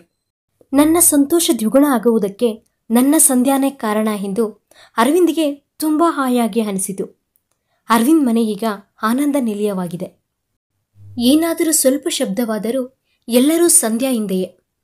ಅವರ ಸಂತೋಷ ಇನ್ನು ಸ್ವಲ್ಪ ಜಾಸ್ತಿ ಮಾಡಲು ಮತ್ತೊಂದು ಸಿಹಿ ಸುದ್ದಿ ಬಂದಿತು. ಅದೇನೆಂದರೆ ಸಂಧ್ಯಾ ಯೂನಿವರ್ಸಿಟಿಗೆ ಫಸ್ಟ್ ಬಂದಿದ್ದಳು. ಅವಳ ಪರಿಶೋಧನೆಗಳನ್ನು ಗುರುತಿಸಿ ಸರ್ಕಾರ ಅವಳಿಗೆ ಗೋಲ್ಡ್ ಮೆಡಲ್ ಕೂಡ ಕೊಡ್ತಿದೆ. ಸಂಧ್ಯಾ ಅವರ ಮನೆಗೆ ಬಂದ ವೇಳಾ ವಿಶೇಷ ಅವರ ಮನೆಯಲ್ಲಿ ಎಲ್ಲ ಸಿಹಿ ಸುದ್ದಿಗಳೇ. ಕಾಲೇಜ್ ಗ್ರಾಜ್ಯುಯೇಷನ್ ದಿನ ಮನೆಯವರೆಲ್ಲ ಹೋಗಿದ್ದರು. ಆ ದಿನ ಅರವಿಂದ್ ಒಡೆದ ಹುಡುಗ ಇವರ ಬಳಿ ಬಂದು ಮತ್ತೆ ಸಾರಿ ಕೇಳಿ ಇವರನ್ನು ಮೊದಲ ಸಾಲಿನಲ್ಲಿ ಕುಳಿಸಿ ಕೂಲ್ ಡ್ರಿಂಕ್ಸ್ ಕೊಟ್ಟನು. ಮನೆಯವರೆಲ್ಲ ನೋಡುತ್ತಿರಬೇಕಾದರೆ ಸಂಧ್ಯಾ ಗೋಲ್ಡ್ ಮೆಡಲ್ ತೆಗೆದುಕೊಂಡಳು. ಅವಳು ಬಂಜರ ಭೂಮಿಗಳನ್ನು ಯಾವ ರೀತಿ ಫಲವತ್ತಾದ ಭೂಮಿಗಳಾಗಿ ಬದಲಾಯಿಸಿದಳು, ಬೆಳೆಗಳು ಯಾವ ರೀತಿ ಬೆಳೆಯಬೇಕು ಎಂದು ತನ್ನ ಪರಿಶೋಧನೆಯ ಮೂಲಕ ಎಲ್ಲರಿಗೂ ವಿವರಿಸಿದಳು. ಅದನ್ನು ನೋಡಿ ಅರವಿಂದ್ಗೆ ತುಂಬ ಸಂತೋಷವಾಯಿತು. ನಂತರ ಸಂಧ್ಯಾಳನ್ನು ತನ್ನ ಯಶಸ್ಸಿನ ಬಗ್ಗೆ ಹೇಳಲು ಕೇಳಿದರು. ಯಾವ ರೀತಿ ಪ್ರಾರಂಭಿಸಬೇಕು ಅಂತ ಗೊತ್ತಾಗ್ತಿಲ್ಲ, ಆದರೆ ಹೇಳಲೇಬೇಕು ಎಂದು ಮೈಕ್ ತೆಗೆದುಕೊಂಡಳು ಸಂಧ್ಯಾ. ಸಾಮಾನ್ಯವಾಗಿ ಪ್ರತಿಯೊಬ್ಬ ಪುರುಷನ ಯಶಸ್ಸಿನ ಹಿಂದೆ ಒಬ್ಬ ಮಹಿಳೆ ಇರುತ್ತಾಳೆ ಅಂತಾರೆ. ಆದರೆ ನನ್ನ ಪ್ರತಿ ಹೆಜ್ಜೆಯ ಹಿಂದೆ ನನ್ನ ಗಂಡ ಅರವಿಂದ್ ಇದ್ದಾನೆ. ಪ್ರತಿ ಹೆಣ್ಣು ಮದುವೆ ಮಾಡಿಕೊಂಡು ಅತ್ತೆಯ ಮನೆಗೆ ಹೋಗುತ್ತಾಳೆ. ಅಲ್ಲಿಗೆ ಅವಳ ವಿಜಯಕ್ಕೆತನ ಮುಗಿಯುತ್ತದೆ ಅಂತಾರೆ. ಆದರೆ ನನ್ನ ಅರವಿಂದ್ನಿಂದ ನಾನು ತವರು ಮನೆಯಿಂದ ಮತ್ತೆ ತವರು ಮನೆಗೆ ಹೋದೆನು.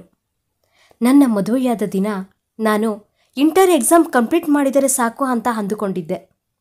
ಆಗ ನನ್ನ ಅರವಿಂದ್ ದೇವರ ಥರ ನನ್ನನ್ನು ಅರ್ಥ ಮಾಡಿಕೊಂಡು ನನ್ನ ಎತ್ತವರು ಬೇಡ ಅಂದರೂ ನನ್ನನ್ನು ಮುಂದಕ್ಕೆ ನಡೆಸಿದನು. ಈಗ ನನ್ನನ್ನು ಸಾಕುತ್ತಿರುವ ನನ್ನ ತಂದೆ ತಾಯಿಯು ನನಗೆ ಸಾಕಷ್ಟು ಪ್ರೋತ್ಸಾಹ ನೀಡಿದ್ದಾರೆ. ಹೆತ್ತ ಪ್ರೀತಿಗಿಂತ ಸಾಕು ಪ್ರೀತಿ ದೊಡ್ಡದು ಅನ್ನುವ ನಿಜವನ್ನು ನಾನು ಈಗ ಅನುಭವಿಸುತ್ತಿದ್ದೇನೆ. ನನ್ನ ಗಂಡ ಅರವಿಂದ್ ನನಗೆ ತುಂಬ ಸ್ವಇಚ್ಛೆ ಸ್ವಾತಂತ್ರ್ಯ ಕೊಟ್ಟಿರುವುದರಿಂದ ನಾನು ಈ ದಿನ ನಿಮ್ಮೆಲ್ಲರ ಮುಂದೆ ನಿಂತುಕೊಂಡು ಮಾತನಾಡಲು ಸಾಧ್ಯವಾಗುತ್ತಿದೆ. ಇಲ್ಲದಿದ್ದರೆ ಎಂದು ನಿಲ್ಲಿಸಿಬಿಟ್ಟಳು ಸಂಧ್ಯಾ. ಅರವಿಂದ್ ಭಾಸ್ಕರ್ ಅವರು ಎದ್ದು ಸ್ಟೇಜ್ ಮೇಲಕ್ಕೆ ಹೋಗಿ ಅವಳ ಕಣ್ಣೀರನ್ನು ಒರೆಸಿದರು. ನನ್ನ ಎತ್ತವರು ಅರವಿಂದ್ನಂತಹ ಒಳ್ಳೆಯ ಗಂಡನನ್ನು ಕೊಟ್ಟಿದ್ದಾರೆ. ಅರವಿಂದ್ನಿಂದ ಮತ್ತೆ ನಾನು ಅಪ್ಪ ಅಮ್ಮನ ಜೊತೆ ಇರಲು ಸಾಧ್ಯವಾಗುತ್ತಿದೆ. ನಂತರ ಅರವಿಂದ್ ಕಡೆ ತಿರುಗಿ ಥ್ಯಾಂಕ್ಸ್ ಹೇಳುವುದು ತುಂಬ ಚಿಕ್ಕ ಪದ ಆಗುತ್ತದೆ ಅರವಿಂದ್ ಎಂದಳು. ಆ ಮಾತು ಕೇಳಿ ಎಲ್ಲರೂ ಜೋರಾಗಿ ಚಪ್ಪಾಳೆ ತಟ್ಟಿದರು. ಸಂಧ್ಯಾ, ನೆಕ್ಸ್ಟ್ ಏನು ಎಂದು ಪ್ರೊಫೆಸರ್ ಕೇಳಿದರು.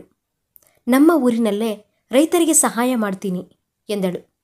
ಓಕೆ ಸಂಧ್ಯಾ, ನೆಕ್ಸ್ಟ್ PhD ಮಾಡು. ನಿನ್ನ ಪರಿಶೋಧನೆಗಳು ಇನ್ನೂ ನಡೆಯಬೇಕು. ನಾವೆಲ್ಲರೂ ಇನ್ನೂ ಮುಂದಕ್ಕೆ ಹೋಗಬೇಕು ಎಂದರು ಪ್ರೊಫೆಸರ್. ತಪ್ಪದೇ ನಮ್ಮ ಸಂಧ್ಯಾ ಮಾಡುತ್ತಾಳೆ ಸರ್ ಎಂದನು Aravind. Wow, really great Aravind. ನಿನ್ನಂಥ ಗಂಡ ನನ್ನ ಮಗಳಿಗೆ ಬಂದಿದ್ದರೆ ಆದರೂ ನೋ ಪ್ರಾಬ್ಲಮ್, ಸಂಧ್ಯಾ ಮಾಡ್ತಾಳೆ. ಸಂಧ್ಯಾ ತುಂಬ ಒಳ್ಳೆಯ ಸ್ಟೂಡೆಂಟ್. ಎಲ್ಲರೂ ಓದಿಕೊಂಡು ಹೊರಟು ಹೋಗುತ್ತಾರೆ. ಆದರೆ ಸಂಧ್ಯಾ ನೋಡ್ತಿದ್ದೀರಲ್ವಾ ಅರವಿಂದ್, ನೀನು ಯಾವಾಗಲೂ ಮುಂದೆ ಇದ್ದು ಸಂಧ್ಯಾಳನ್ನು ಮುಂದಕ್ಕೆ ನಡೆಸಬೇಕು ಎಂದು ಭುಜ ತಟ್ಟಿ ಹೊರಟು ಹೋದರು ಪ್ರೊಫೆಸರ್. ಎಲ್ಲರೂ ಸಂತೋಷದಿಂದ ಮನೆಗೆ ಬಂದರು. ಅವರಿಬ್ಬರಿಗೆ ಏಕಾಂತವನ್ನು ಕೊಡುತ್ತಾ ಮಕ್ಕಳೆಲ್ಲರನ್ನೂ ತಮ್ಮ ಬಳಿಯೇ ಇರಿಸಿಕೊಂಡರು ನಿರ್ಮಲಾ ಹಾಗೂ ಭಾಸ್ಕರ್ ಅವರು. ಸಂಧ್ಯಾ ನಗುತ್ತಾ ಗೋಲ್ಡ್ ಮೆಡಲ್ ಅರವಿಂದ್ ಕೊರಳಿಗೆ ಹಾಕಿ ಅವನನ್ನೇ ನೋಡುತ್ತಿದ್ದಾಳೆ. ನಮ್ಮ ಮದುವೆಯಾದಾಗ ನನ್ನ ಮನಸ್ಸಿನಲ್ಲಿ ತುಂಬ ಗೊಂದಲಗಳು. ಮಕ್ಕಳಿಗೋಸ್ಕರ ಅಂದಾಗ ಇನ್ನೂ ನನ್ನ ಮನಸ್ಸು ಕ್ಷೋಭೆಗೆ ಗುರಿಯಾಯಿತು. ಎರಡನೇ ಹೆಂಡತಿ, ಮಲತಾಯಿ, ಈ ರೀತಿ ಆಲೋಚನೆ ಮಾಡಿದೆ. ಮೊದಲ ರಾತ್ರಿ ನಿನ್ನನ್ನು ನೋಡಿದ ತಕ್ಷಣ ನನಗೆ ತುಂಬ ನೋವಾಯಿತು. ನೀನು ಸಹ ನನ್ನ ಕಣ್ಣಿಗೆ ಚಿಕ್ಕ ಮಗುವಿನ ಥರಾನೇ ಕಾಣಿಸಿದೆ ಎಂದು ಸಂಧ್ಯಾ ಹಣೆಗೆ ಮುತ್ತಿಟ್ಟನು ಅರವಿಂದ್. ನೀವು ಹೆಂಗಸರು ತುಂಬ ಗ್ರೇಟ್ ಸಂಧ್ಯಾ. ಹೊಗಳುವುದಕ್ಕೂ ಕೂಡ ಮಾತುಗಳು ಸರಿಯೋಗ್ತಿಲ್ಲ. ನಿನ್ನ ಬರುವಿಕೆಯಿಂದ ಈ ಮನೆ ಆನಂದ ನಿಲಯವಾಗಿದೆ. ಎಲ್ಲದಕ್ಕೂ ನಿನ್ನ ಒಳ್ಳೆಯ ಮನಸ್ಸೇ ಕಾರಣ. ನಾನು ನಿನ್ನನ್ನು ಮಗುವಿನಂತೆ ನೋಡಿಕೊಳ್ಳಬೇಕು ಅಂತ ಅಂದುಕೊಂಡೆ. ಆದರೆ ಸಂಧ್ಯಾ ನಗುತ್ತಾ, ಪ್ರಾರಂಭದಲ್ಲಿ ಎರಡನೇ ಹೆಂಡತಿಯಾಗಿ ಇಬ್ಬರ ಮಕ್ಕಳ ತಾಯಿಯಾಗಿ ಅಂದಾಗ ನನಗೆ ತುಂಬ ನೋವಾಯಿತು. ನನ್ನ ತಂದೆ ತಾಯಿಯ ಮೇಲೆ ಕೋಪ ಸಹ ಬಂತು. ಮದುವೆಗೆ ಮುಂಚೆ ನಿಮ್ಮ ಅತ್ತೆ ಮಾವ ಮಕ್ಕಳನ್ನು ಕರೆದುಕೊಂಡು ನಮ್ಮ ಮನೆಗೆ ಬಂದಿದ್ದರು. ಆ ಮಕ್ಕಳಿಬ್ಬರನ್ನು ನೋಡಿ ನನ್ನ ಕರುಳು ಚುರುಕೆಂದಿತು. ನಿನ್ನ ಬಗ್ಗೆ ನಿಮ್ಮ ಮಾವ ಹೇಳಿದಾಗ ನನ್ನನ್ನು ನಾನು ನೋಡಿಕೊಂಡಂತೆ ಅನಿಸಿತು. ಅದಕ್ಕೆ ಅಂತ ಸುಮ್ಮನಾಗಿ ಬಿಟ್ಟಳು ಸಂಧ್ಯಾ. ಮತ್ತೆ ಇಷ್ಟೊಂದು ಪ್ರೀತಿ ಹೇಗೆ ಎಂದು ಕೇಳಿದನು ಅರವಿಂದ್. ಏನೋ ನೀನು ನನ್ನ ಮೇಲೆ ತೋರಿಸುವ ಕೇರಿಂಗ್ ಪ್ರೀತಿಗೆ ಯಾವಾಗ ಬಿದ್ದೆನೋ ನನಗೇ ಗೊತ್ತಿಲ್ಲ. ನಾನು ನಮ್ಮ ಮನೆಯಲ್ಲಿ ಇದ್ದರೂ ನಮ್ಮವರು ನನ್ನನ್ನು ಓದುವುದಕ್ಕೆ ಅಲ್ಲ, ಅದರ ಬಗ್ಗೆ ಯೋಚನೆ ಮಾಡುವುದಕ್ಕೂ ಬಿಡುತ್ತಿರಲಿಲ್ಲ. ನನ್ನನ್ನು ನನಗೆ ಹೊಸದಾಗಿ ಪರಿಚಯ ಮಾಡಿದೆ ಅರವಿಂದ್. ದೇವರನ್ನು ನಾನು ಕೇಳದೆ ನನಗೆ ಕೊಟ್ಟಿರುವ ಅತಿ ದೊಡ್ಡ ಬಹುಮಾನ ನೀನು ಎಂದು ಅರವಿಂದ್ಗೆ ಪಾಯಸ ತಿನ್ನಿಸಿದಳು ಸಂಧ್ಯಾ. ನೀನು ಹೇಳಿದ್ದು ನಿಜ ಅಲ್ಲ ಸಂಧ್ಯಾ. ನೀನು ಹೇಳಿದ ಮಾತುಗಳು ನಾನು ಅಂದುಕೊಳ್ಳಬೇಕು. ದೇವರನ್ನು ಕೇಳದೆ ನನಗೆ ಕೊಟ್ಟಿರುವ ಅತಿ ದೊಡ್ಡ ಬಹುಮಾನ ನೀನೇ ಬಂಗಾರ ಎಂದು ಸಂಧ್ಯಾಳನ್ನು ಗಟ್ಟಿಯಾಗಿ ಹಗ್ ಮಾಡಿಕೊಂಡನು ಅರವಿಂದ್. ಕತೆ ಮುಕ್ತಾಯವಾಯಿತು. ನಿಮಗೆ ಈ ಕತೆ ಇಷ್ಟವಾದಲ್ಲಿ please like, share and subscribe. Thanks for watching video. Thank you. ಧನ್ಯವಾದಗಳು.